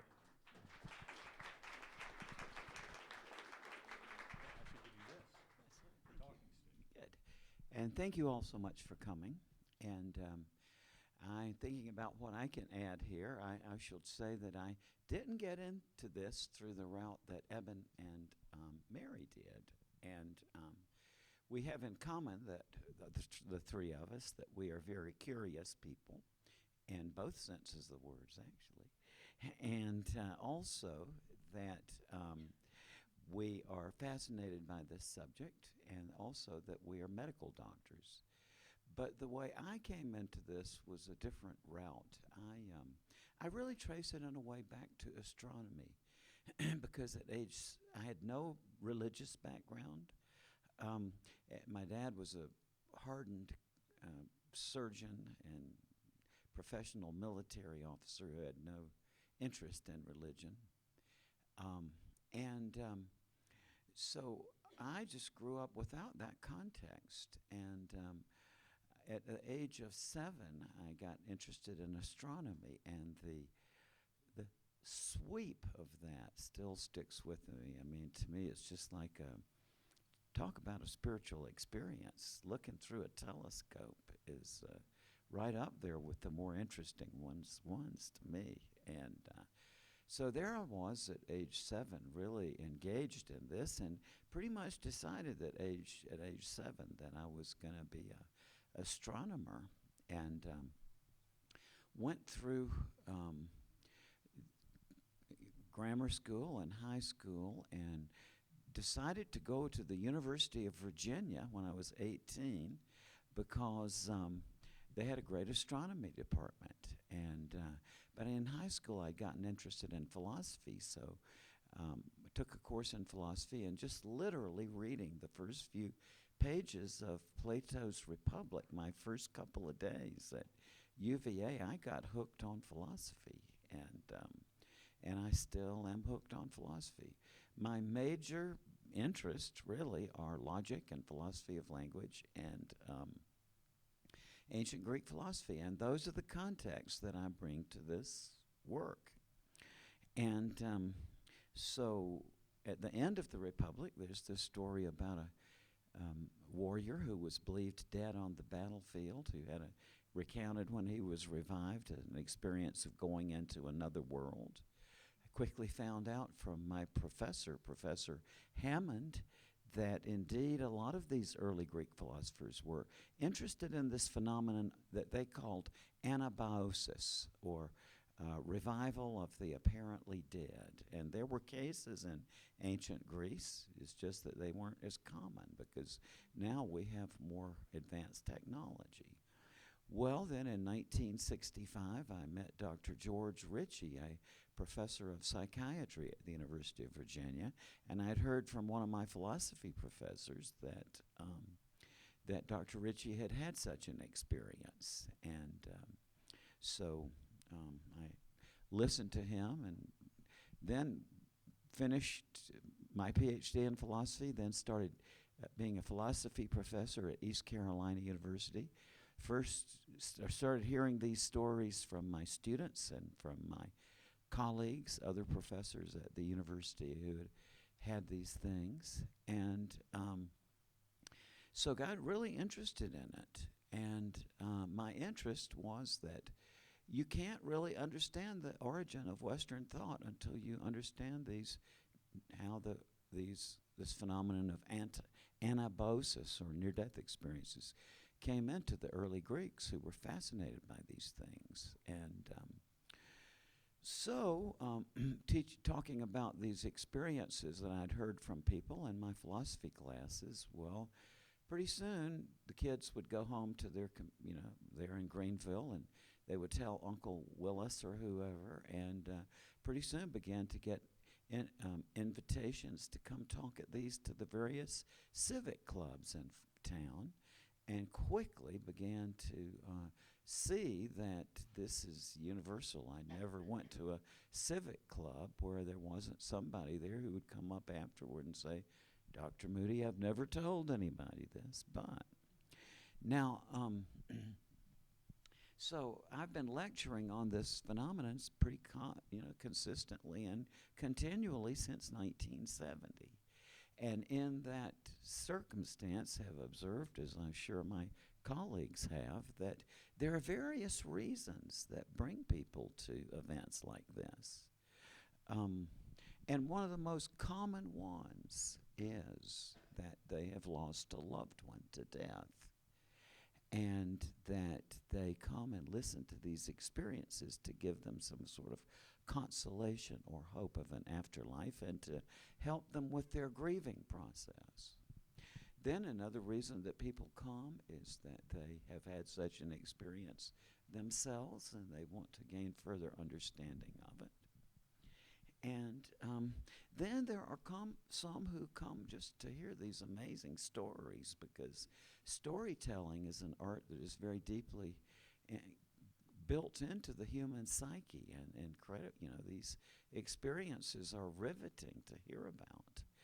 And then some people come because they say that they want a rational proof of an afterlife. Or more commonly, they say, I want some sort of scientific proof of an afterlife. Well, what I always say in that context is, number one, as long as you use that word scientific, you are effectively blocking yourself from being able to do this, because we love that word science, and I do too. Love the word science because I love science. And yet I came into this not from the point of view of a medical doctor, which I later became after I taught philosophy a few years, but I came into it from the context of philosophy. And so from that point of view, I can tell you that in the real world, when you hear somebody say something like, well, scientific proof of an afterlife, that's not in the cards in 2017.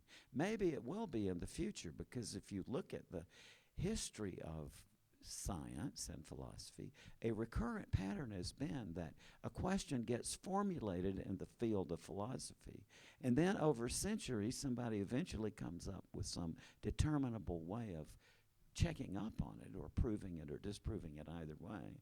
And that's when it comes into science. We're not there yet. We're still in the era where properly a question of an afterlife is still a philosophical question.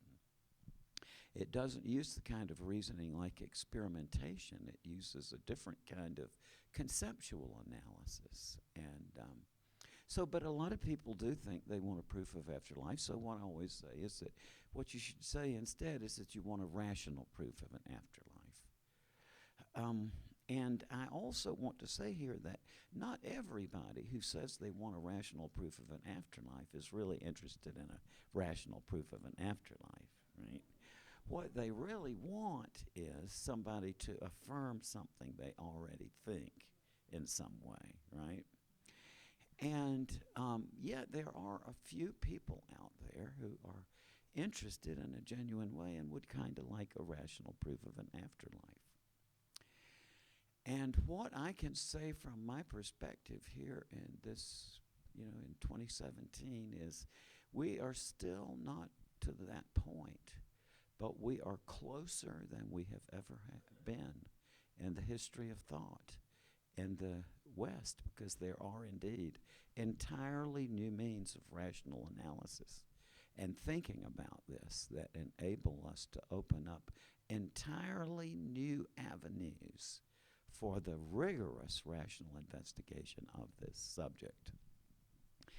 But it is very difficult because I have discovered over the years something that is easily confirmable in the logical way, and that is that we have within ourselves a sort of inbuilt cognitive glitch, if I may put it that way, which everybody here in this room has. And that is an effective barrier that keeps us from a rational proof of an afterlife or thinking in those terms. And this barrier is not so difficult logically. Matter of fact, anybody here in this room, if you would devote the time to it, could go through a process where you see an entirely new way of thinking rationally about the afterlife question. But then there's another difficulty here, and that is that Plato pointed out very beautifully that whenever you raise the question of an afterlife in a rational context, there's always got to be two things at least.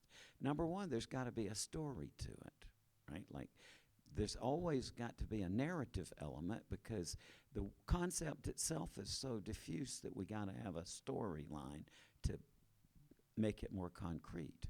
But the problem is that even if you had 1 million stories, that would not add up to a rational proof of an afterlife. What you need in addition to that is some sort of set of coherent concepts that enable you to proceed from the stories to the statement that there is an afterlife. And this creates a barrier because, think about it, listening to these wonderful stories is, I've listened to thousands of them, and I can't wait to hear the next one.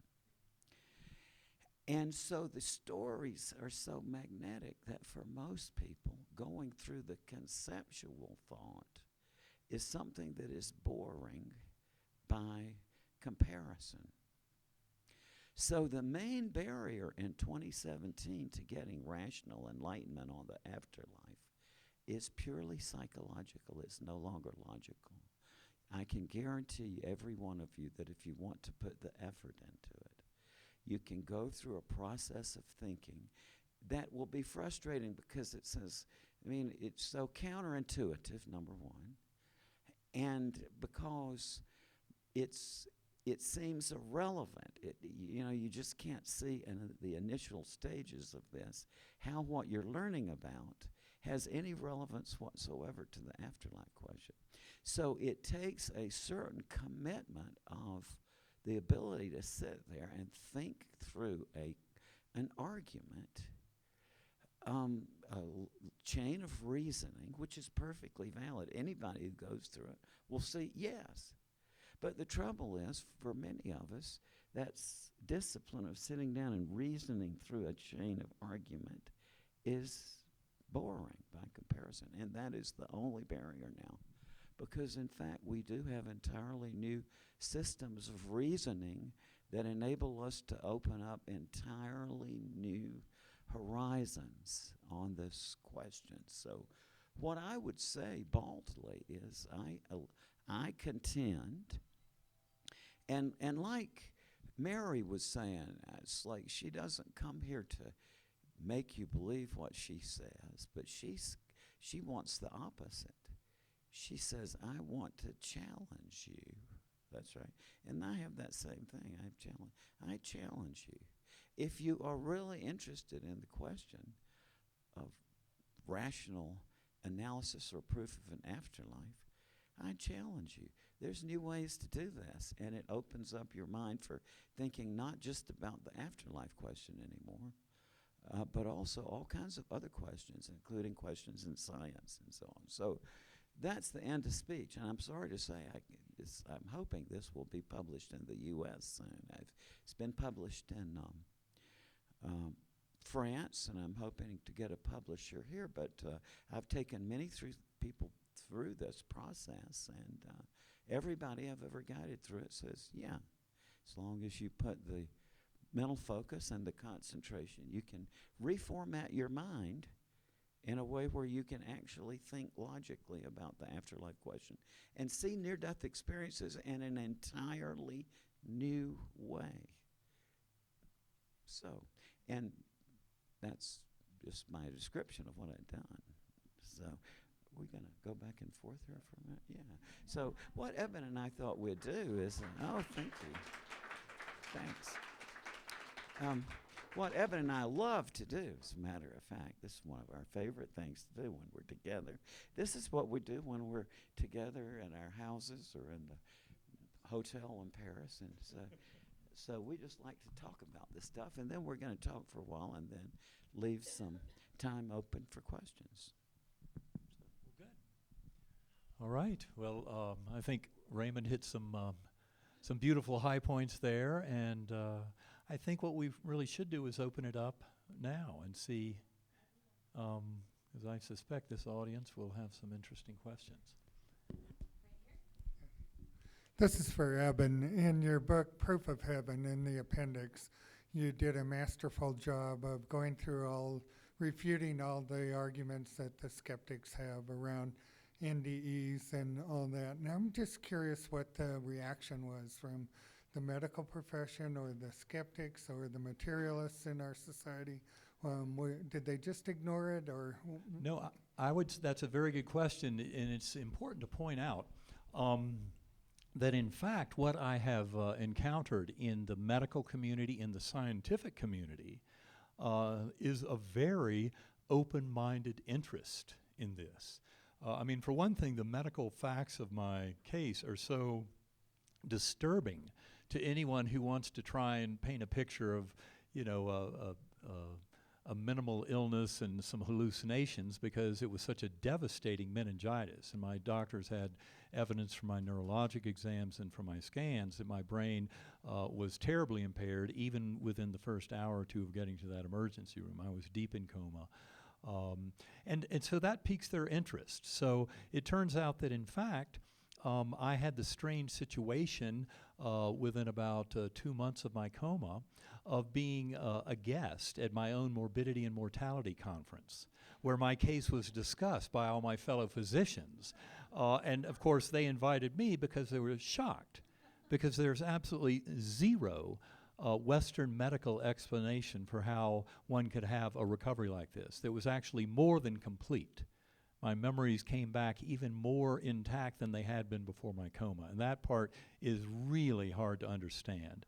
But part of it, is, as I often point out, is modern science. One of the most challenging aspects of the physicalist attempt to explain brain creates consciousness is we've never been able to find any location in the brain where memories are stored. Now, there are structures in the medial temporal lobes that are seem to be crucial for the process of converting short-term to long-term memory. And when we learn in neurosurgery, you don't play around with those areas. Don't get them in trouble, or you're really going to have a wreck of a patient, with no ability to form new memory. But in fact, that supposition that memories must be somehow stored in the brain, of course, if the brain is creating consciousness, is deeply mystifying when all the evidence seems to suggest there is no location at all for memories in the brain. Anyway, my physicians were fascinated at this incredible recovery. And so I was there at my M&M, and in fact, they also invited me more than a year after my coma to give an address to the Lynchburg Academy of Medicine, more than 150 doctors and their spouses and everything. So they were fascinated by this. And neurosurgical colleagues around the country, around the world, have been fascinated by this. Anybody who knows the first thing about consciousness is fascinated by this, because it really shows us, as we knew from all the other evidence, that the brain creates consciousness model, which says birth to death, nothing more, is false. It's absolutely false. It's shocking to me that there are even still proponents of that viewpoint. But I can tell you that within the next decade, they're all going to go extinct. So if you want to talk to one of them, you better do it soon. It's getting harder and harder for the media to bring up any kind of representative of the materialist position. If you look at this book that was mentioned last night that just came out recently from the Missouri Medical Society, it's all peer-reviewed medical papers on near-death experiences. The book is called The Science of Near-Death Experiences. John C. Hagen III is the editor. Raymond Moody contributed to that book, so did I, so did several other people who have studied near-death experiences for ages. But the medical profession is waking up to this.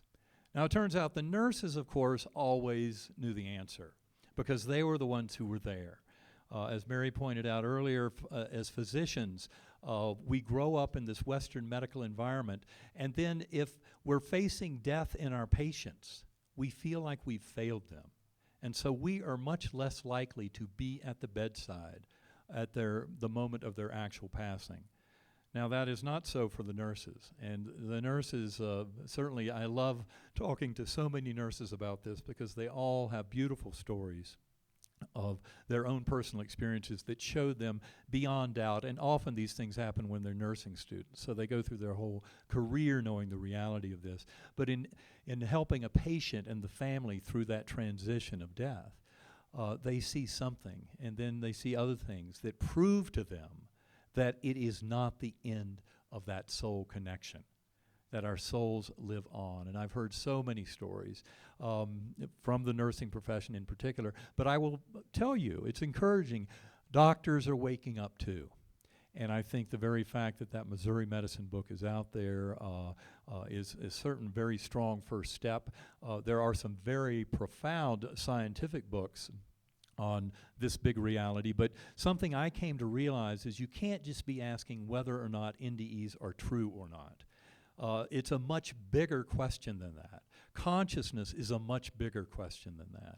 And so you really have to address all manner of issues around brain, mind, and their relationship.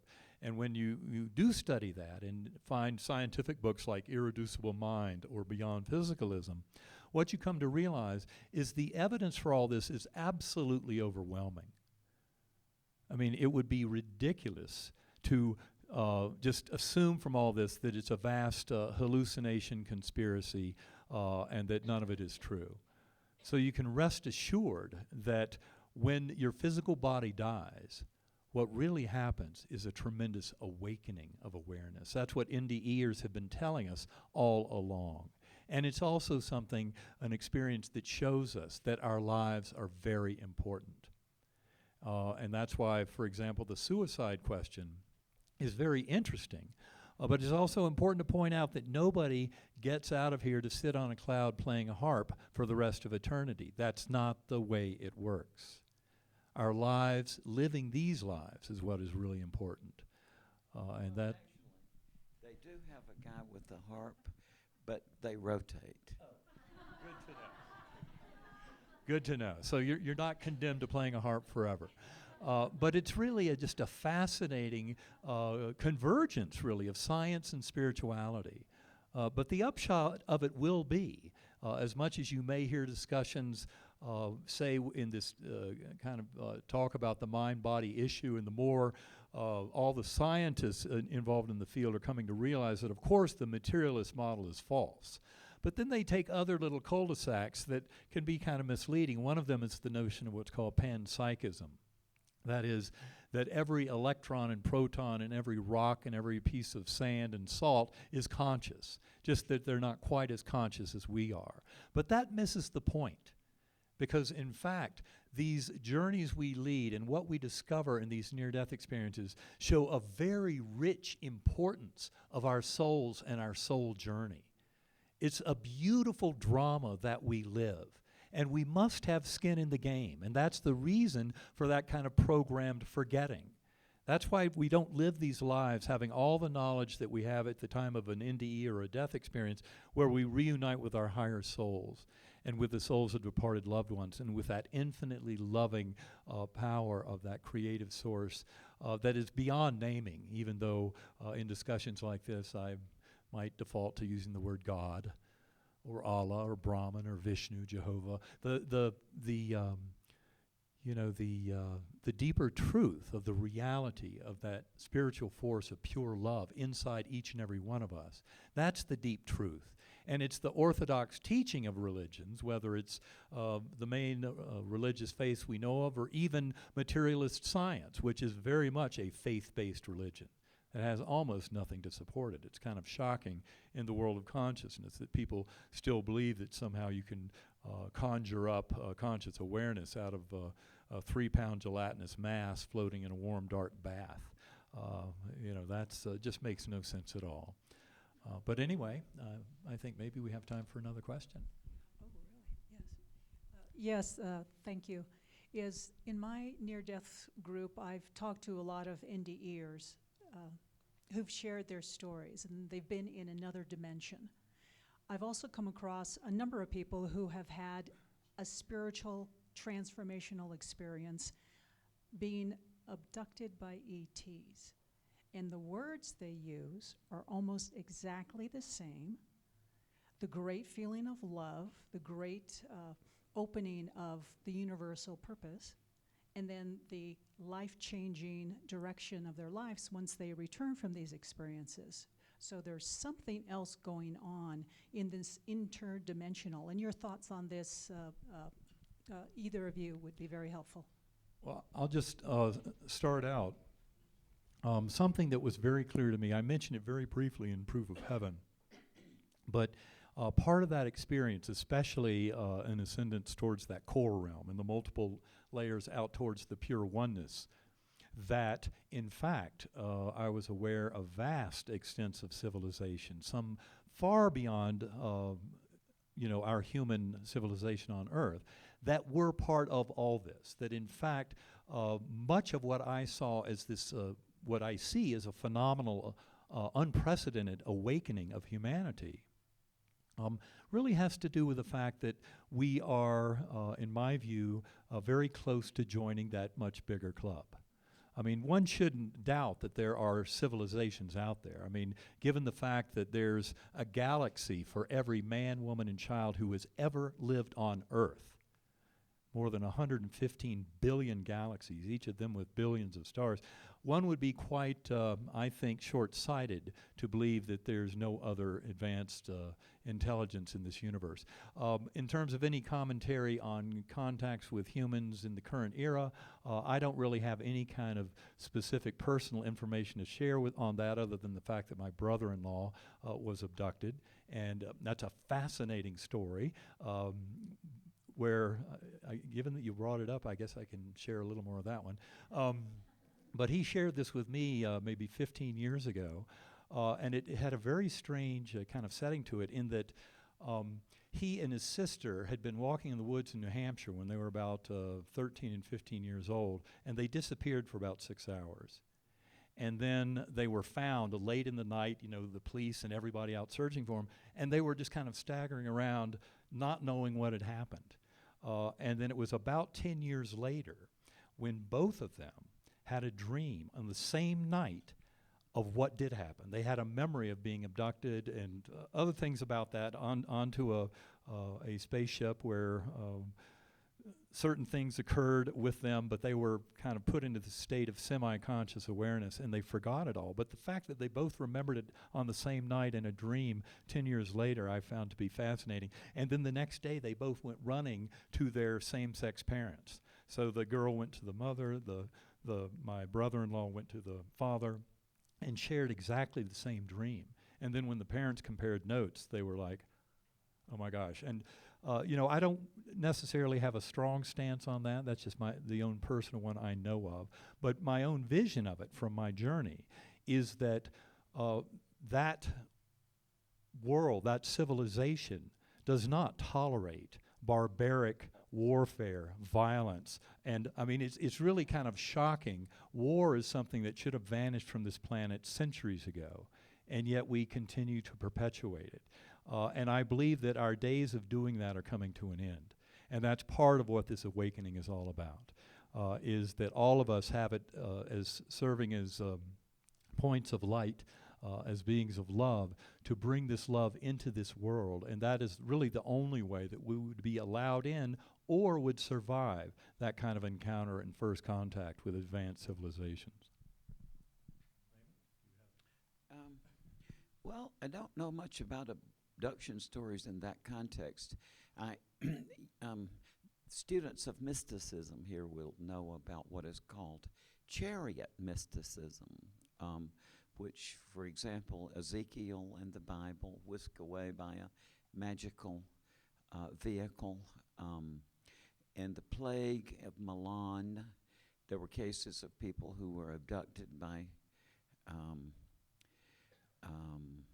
I guess vehicles of the time, like carriage or something, and carried into a place. And then, and that kind of story is very essential also in the development of Western philosophy, because the notion of truth, as we're using it right now, namely that which is the case independently of anybody's thoughts about it, was first articulated by a Greek philosopher, Parmenides, in about 500 BC, who experienced that very thing, being sort of whisked away in a vehicle into another realm where he was told the foundations of logic.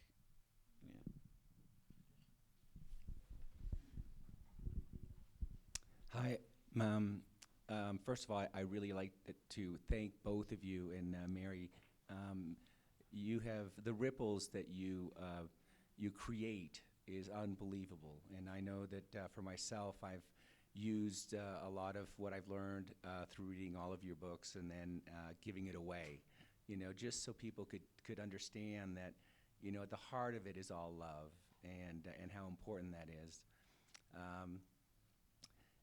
My question is, it seemed as if there's a slight shift as to what heaven may be all about. And so what I mean by that is, initially it was, you're here or you're there.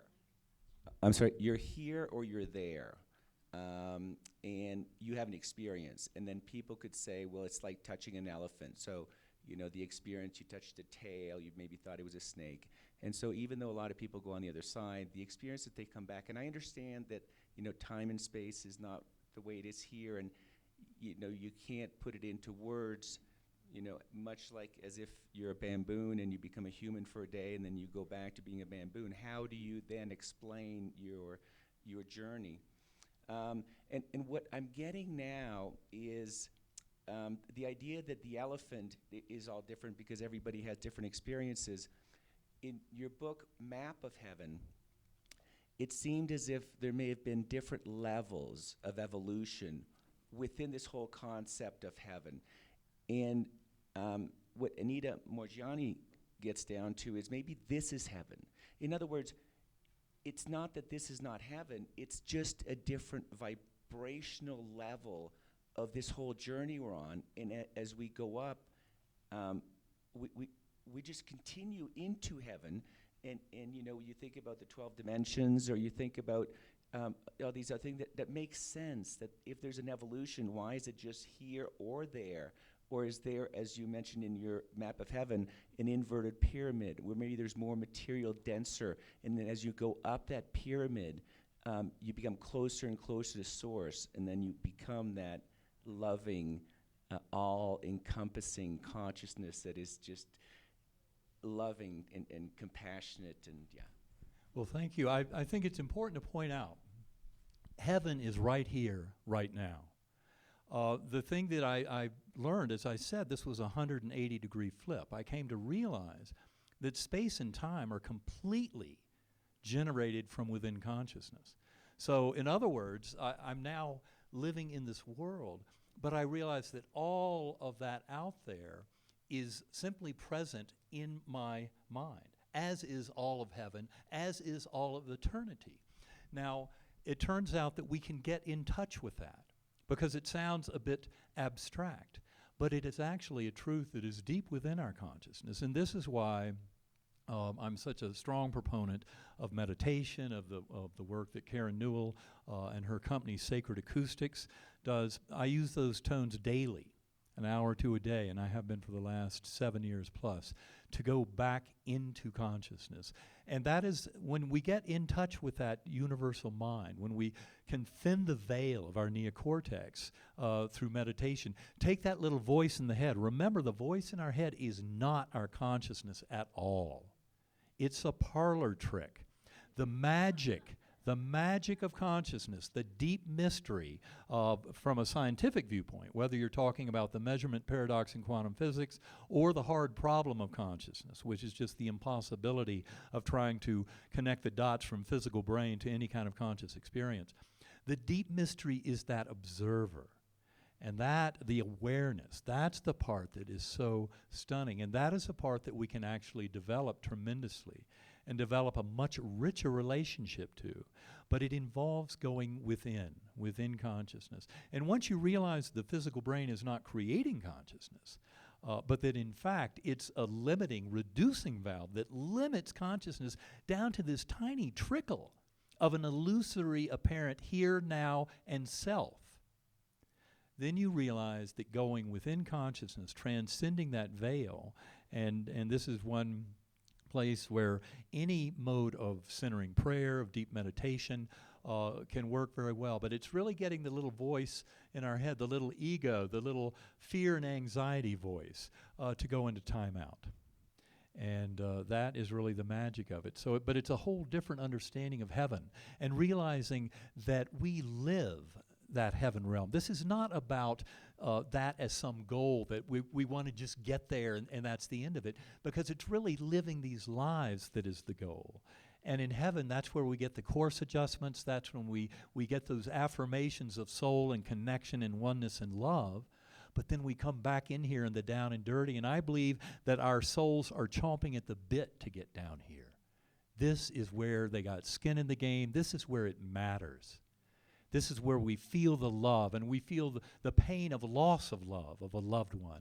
And we feel the intensity of it. And it's only through that emotional engagement that we can really grow. And of course, the best ingredient in all of that is that love for self and love for others. And the more we can manifest that and express that, come to realize it, whether we're in meditation or living our lives moment to moment, day to day here, we are in that heavenly realm. So that's why this is not just about some pie in the sky, something we don't have. Another way of saying this is all is well.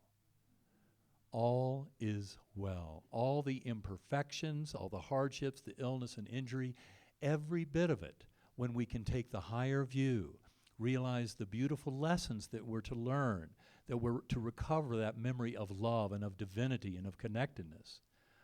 That's when we realize that all is well, and it's a beautiful gift. Gratitude is the only appropriate response for every instant of being alive. Anyone else? Thank you.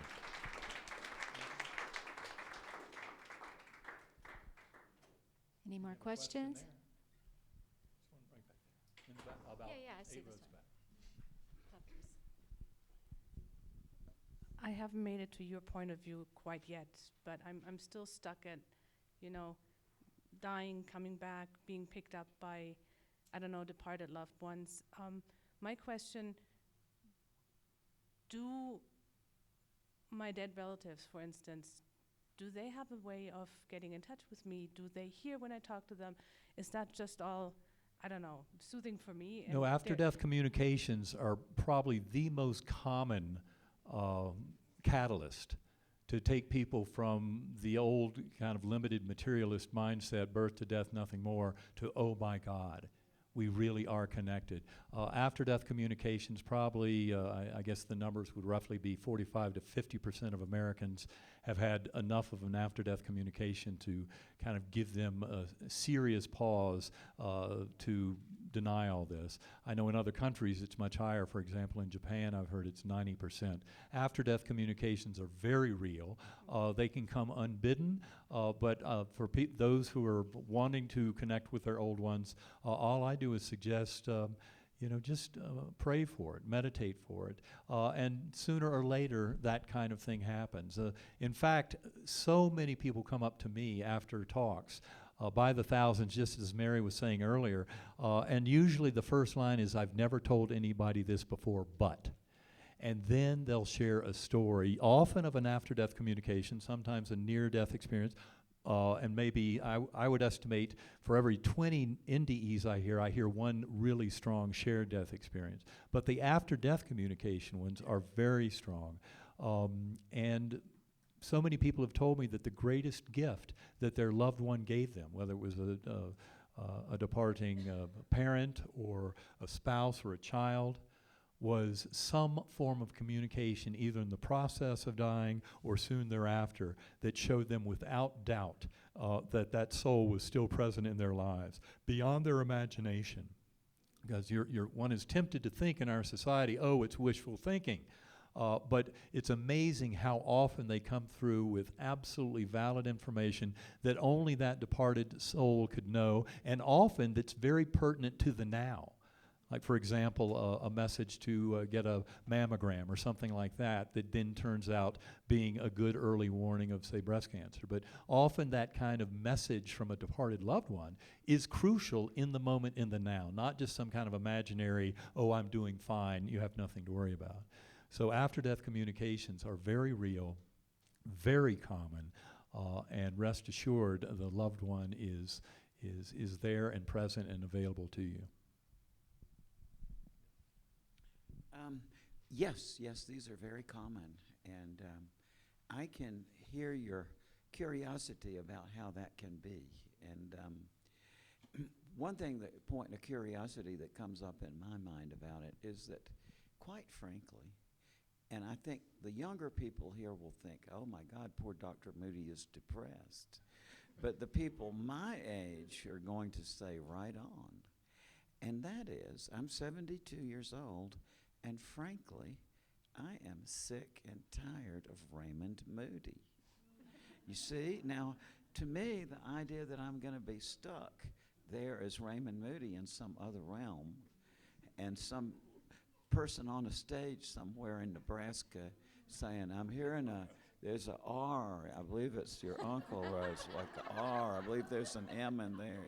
Seems like he was a doctor or something. I mean, I would regard that as a kind of insult, that I could be hauled back, by somebody on a stage. And also, it's like, because what I'm getting at is, you feel naturally that you'd like there to be a kind of development in it. And I think of it a lot like, so I've been having some thoughts in the last few years which have led me to talk to a lot of actors and actresses. And basically what I ask them is, say, it seems to me there are two ways of being an actor or actress. That one, you can read the script and then you really become that character and assume that identity and feel like you are all the time. But then on the other end, it would be like you read the script and you say from your manual, oh yeah, when I want to convey anger, I do this or that. And I've asked actors and actresses, which do you do? And some people say, oh, I just really become the character. I feel like I identify with characters. And others say, well, I just, do this and do that because that's what the manual says. And then there are lots of people who are kind of in between, who use both methods. And I think that's very much how people are in this life. I've never taken Raymond Moody very seriously. And I feel like there are not many things I know in psychiatry that I've learned from psychiatry. But one of them, for example, is I can tell you absolutely what normal is. Okay? Normal is somebody you don't know very well. Isn't that true? And the other simple equation that I've learned, which I think everybody here is going to agree with, is you just think about it in your own life. Ego equals pain. That's right. Whenever the ego is involved, there's always some painful aspect of it. So I've heard actors and actresses tell me that when they're finished playing in a play, for example, and after the run of the play is over, the experience they have of kind of walking off the stage and leaving that character behind, they say, is sometimes very profound for actors and actresses. And that's what I want to do when I get finished here. I want to kind of walk off the stage and maybe look, go to the library, or there's, another role that somebody wants me to play, and to read the script. And so then it's kind of insulting to Grandma that she could be in some other state of existence, but somehow she comes to chat with you in the parlor. Seems to me very, very odd.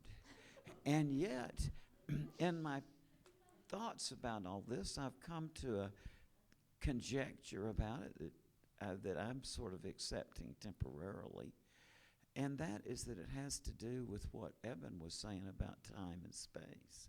And he was saying he's come to the conclusion that time and space are not out there. They are part of the equipment that we use to have experiences. And that was articulated very brilliantly by the philosopher Immanuel Kant, who also was the first person to observe or figure it out that what we see when we look up at the Milky Way at night is this flat disk of stars, and that he said that's the galaxy. And at that time there were these other smudgy spots out there that with the resolution of their telescopes at the time they couldn't quite figure out what they were, just like a smudge. And Kant correctly conjectured that those were other galaxies. See, so he was a very brilliant person in exploring the external celestial world, but he also explored that very thing that Eben was saying, and he got curious about space and time, and he said, oh, those aren't out there. Those are the preconditions of our experience. That's part of the lens that we use to look at this place. And in that situation, see, time is unreal. So it may sound paradoxical to say that Grandma could come visit you in the parlor after her dad, but since there's no time anyway, it's just not part of the picture of reality. So that would be my thought about it.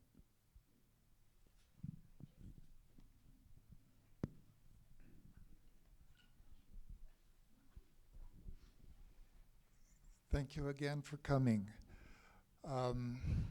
Now, just as we are only able to see a certain portion of electromagnetic spectrum with our eyes and also hear so much frequency with our ears, in my regards, I would say that heaven is actually only vibrational frequencies away from our present experience. Any comments? Well, yes. I mean, one often hears about this notion of vibration and frequency, and from my point of view, everything that exists is basically vibration and wave. I mean, if you want to talk about current versions of trying to understand quantum physics and relativity through string theory or what have you. It's all vibrating strings of energy at some level. And of course, there is that principle of kind of constructive and destructive interference, of resonance. And I believe that that has a lot to do with kind of conscious awareness and accessing various conscious states through, in essence, kind of shifting one's vibrational energy. Now, what does that really mean at a physical level? That I don't claim to understand. I've heard several different kind of postulates of ways that you can have universes where it's just the phase angle of the electrons in their orbits, where every different phase angle corresponds to a different reality. But they're all right there with each other, of course. You know, I'm not sure what the deeper answer is to it, but I can tell you that certainly with my meditative work and all that we do with say the tones, a lot of it has to do with frequency. A lot of it has to do with changing just something as simple as trying to change the dominant brain waves of the neocortex. But of course, what we're really trying to do there is simply take the information processing of the neocortex in the brain out of the way. We're trying to neutralize them. And it's in that sense that we can really access that higher consciousness that one could postulate has to do with some kind of adjustment of frequency or resonance to get to different kind of levels of reality. It was certainly something that seemed to fit my journey from Earthworm Eye View through the brilliant Gateway Valley and then all the way out to the core. Was all of it involved transitions that I remembered as musical. You know, as frequency and vibration, but of course, music heard in those realms is far more ethereal and kind of impossible to produce in our four-dimensional space-time, and yet I believe that that's a good way to look at our soul's ability to traverse those realms, is through music, what we remember as music. I mean, for me, it was a very practical tool. Because, for example, when I first was able to move up from that Earthworm Eye View, that very primitive, coarse, unresponsive realm, up into that brilliant, ultra-real Gateway Valley with the beautiful butterflies and all the lush plant life and all the souls dancing below, the joy and merriment and all the angelic choirs above, that was all through the notes of music and vibration. Humans have used music, chants, anthems, hymns, the acoustics of various caves and cathedrals to engender transcendental states of consciousness for tens of thousands of years. So music, vibration, frequency, I would say, probably not to your benefit, Mary, but for others who are a little more open to the musical aspects of it, they are the way that our souls can traverse those realms. But we remember it not as, what frequency was that? Was I on the right station? But we remember it as the music, as the vibration, as that kind of sense of that. Although, of course, I'm sure you realize by this point, we're not talking about the kind of waves of photons hitting the retina or sound waves hitting the ear. These are sounds that go far, far beyond anything that could happen in our kind of very limited space-time. But I think in that sense, vibration and frequency are a very good way to look at practical tools for traversing the various spiritual realms. So that's a very good point.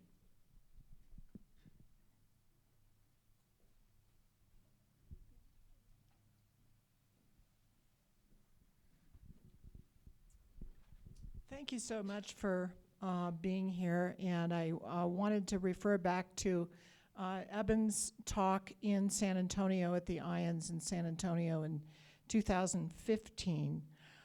You mentioned that with the sacred acoustics and getting yourself in a certain sacred place, that you were able to make contact with someone, I believe, from the Monroe Institute, or a relative. And I'm wondering, have you had any more contacts like that? Well, yes, that was actually a contact with my father. Okay. And it had to do with the fact that the question I had asked at that time was, am I on the right path? My father had died 4 years before my coma. This was a little over 2 years after my coma that this had happened. And of course, a big shocker to me, as I discussed in Proof of Heaven, was why wasn't my father there? The more I read about near-death experiences after my coma, the more I realized that the souls that appear to you there are deeply important in your life. And of course, the one that was most important to me on that journey was that beautiful girl on the butterfly wing. And yet I remember her so perfectly when I came back to this world, I had no idea who she was. And to me, that was a haunting mystery and almost made me feel horribly cheated by this experience that I was more and more coming to realize was absolutely real and deeply spiritual. But why, if I had scripted it, my father would have been there front and center, yet he was nowhere to be found. So the story that you're referring to was my first encounter with him. And that was using these same kinds of tones that Karen and Kevin Cossey, her business partner, make in Sacred Acoustics. But it did involve Robert Monroe, who happened to be very good friends with my father's roommate. And that was the part that hinged it all together, because deep in that meditation, I experienced my father's presence in a very strong and robust way that was absolutely undeniable. But as the universe usually does, it gives us a beautiful imprimatur, because I could have come away from that saying, you know, was that wishful thinking? Of course, I wanted to encounter my father in that deep meditation. How do I know I didn't just kind of imagine him into existence? And that's why the other figure in that meditative vision was my father's roommate. In college back in the early 30s, and only in the weeks and months after that meditative vision was I able to put all the pieces together to find out why I was actually on the right path. And that just proved as the imprimatur to me about the reality of my father's appearance to me in that meditation. But that's what's so beautiful about going within. The universe gives us much of what we need, and if you're going to be doubting it, you know, wondering, did I just imagine that? Pay attention to the details, because often at the edges are the pieces that will prove it to you. And in that particular vision, it was the presence of that roommate that I then had to track down to get much more deeply into the story. That full story will be told in our third book, which comes out in October. So I have a question. Yes. I heard about this Dr. Mitchell, and he was telling me this crazy story. Raymond, maybe you could fill us in. Well, yes, I spend part of my time in a town that is not of this world, and I've been there since 1966, and I know all the people who live in that town just as well as I know anybody else. They've been with me from years. And the guy in this town that Karen was alluding to is Dr. Mitchell, the local physician. And he has been cited multiple times by the Alabama State Medical Association because he has had more near-death experiences in his practice than any other doctor in the state. And I was talking earlier with Karen about how Dr. Mitchell was talking one time about this patient there in his office, and the patient had a cardiac arrest, and Dr. Mitchell tried his best to resuscitate him. And he said after a while the man came back, and he told Dr. Mitchell that he had, when he got out of his body, he had gone up through this tunnel, and he'd come out into this beautiful place of light, and there were trees there and greenery and flowers and meadows. And he said, but when he came into this place, into this meadow, he was lying on his flat of his back, kind of feeling like he was going to pass out, when all of a sudden a great big white bunny came hopping up. And he said, the man said the big bunny had a face like a man and was wearing like a sort of polka dot vest like a clown would wear, and was wearing a big bright blue stethoscope around his neck like a clown would wear. And the man said he was there just lying flat on his back, kind of out of his breath, and he said all of a sudden that big bunny leaned down real close to him, got real close to his face, and one time went just like that in the man's face. And when the big bunny did that, the man said he felt like he was whirling back through this tunnel, and there he come lying on the bed in Dr. Mitchell's office again. And Dr. Mitchell got to talking with him about it, and he said, well, there may be something to it, because you did come to just within a hair's breadth of dying. Sorry.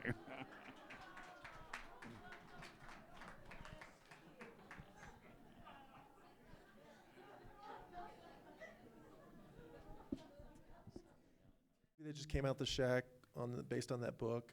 I'm wondering if either of you are familiar with that, have seen it or read the book, and what your perspective on that is. Is it positive or negative as far as bringing this to, with mass media, bringing it more into the open and more discussion?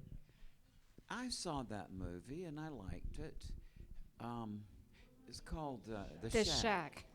And I went with my wife and my daughter, who's Native American, and my daughter is adopted at birth. And I'll tell you the truth, my main impression of that movie was I just thought it was so great that there in the end that God was a Native American man. And my daughter particularly liked that. She was really excited. But, I think it was a good piece of fiction. I do. And it's echoes some of the themes of near-death experiences. I felt maybe for my taste it was a little bit heavy-handed on the religion. But, that's all right. And, but yeah, I really enjoyed that. It showed how, one thing it reflected was how in the next world, things don't operate by the principles they operate by here. It's like I've heard people say things like, there's no time and space, and yet these things just sort of keep the scenery changes. And my dear friend George Ritchie was the first living person I ever heard this from. And he was also, all in all, the finest human being I ever knew in my life. And his experience took place when he was a recruit in the Army in World War II in Camp Barkley, Texas, December 1943. And then I first heard George talk about his experience when I was a UVA philosophy student in 1965. Then I got my PhD, then went to medical school, then taught a few years as a philosophy professor, then went back to medical school in Georgia, decided to come back to Charlottesville to do my residency. And when I did, that was in 76, and I got to know George and his wife Marguerite very well. And George had just this really overwhelmingly, amazingly complex experience. And dear Marguerite, he always called George, that's a charming thing about it. And it was interesting, and George was 20 years older than me and already an established physician, and there I was a student like a young resident right out of medical school. But Marguerite was always just so amazed about this experience, and so when I moved back to Charlottesville, she sort of looked on me for support. Like she asked one time, she said, could this be brain damage, And I said, I don't think so. But when George told his experience, he talked about these 3 separate realms he saw into. And I've heard this from many, many other people, this same sequence of realms. And George would say, he was there with Christ, and he said suddenly, as Christ waved his arm of light, was the phrase that George he waved his arm of light, and all of a sudden the current place just disappeared, and they were seeing into this one realm where there were people who didn't seem to quite be able to put it together that they had died, and they were repeated something. And Christ had a conversation with him about this realm. He said, it's not permanent. It's kind of like, I gather that these people just got out of their bodies on the wrong side or something. And there were other people there who were trying to wake them up, really, in a jocular mood, like, hey, wake up. So, and then he said, and another wave of his arm of light. And he saw into the realm where there were people pursuing truth. I mean, just pursuing knowledge dedicatedly. And so Then I had a few comments about that, and then George said again, it's like wave that arm of light, and the scenery just totally shifted, and now they're looking into this cities of light, for want of a better term, that I've heard many people describe as it seems to be a civilization, but it's not constituted of matter, it's constituted of light. Okay, but the point was that every time that George would say that about the waving of the arm of light, poor old Marguerite, just like this. She told me one time, turned to me and she said, Raymond, I just wish so much that George wouldn't say that about Christ waving his arm of light. Okay. So now this was in the mid-70s. Now flash forward, and it was not the latest election, which makes me depressed to think about it, but the one before that, and whatever it was, 2012, I guess.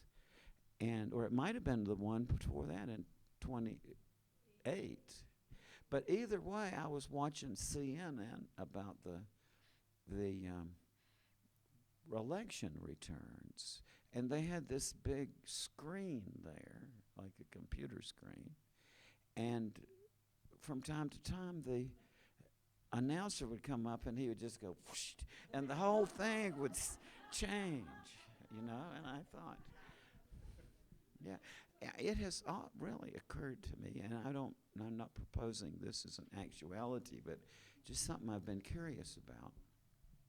Is that other realm that people describe, is that simply the extension of our own technological development another 10 or 15 or 20 or 50 or 100 years? And I wonder sometimes, because I often think about how close our technology is getting to what I heard from my people with near-death experiences back in the 60s and 70s. It's like what we have now seems similar very much to what they were trying to describe to me, like the instant accessibility of information and the dissolution of time and space, and the focus on the inner rather than the outer, but I don't know. And got to talk to my psychiatrist about that one. No, I just made that up. So that's the end of our time. Thank you all for coming, and you have some words. Chris has some words. Thank you all for spending the afternoon with us. I'd love to encourage you, if you're Facebookers, to go to our website, join our Facebook page, and if you have comments, things that you'd like to leave, it's great for us to promote the kinds of programs we do to a broader audience. Facebook and that kind of media is a great way to reach a much broader audience. So if you're so inclined, we certainly would appreciate that. Until next time, safe travels. Take care.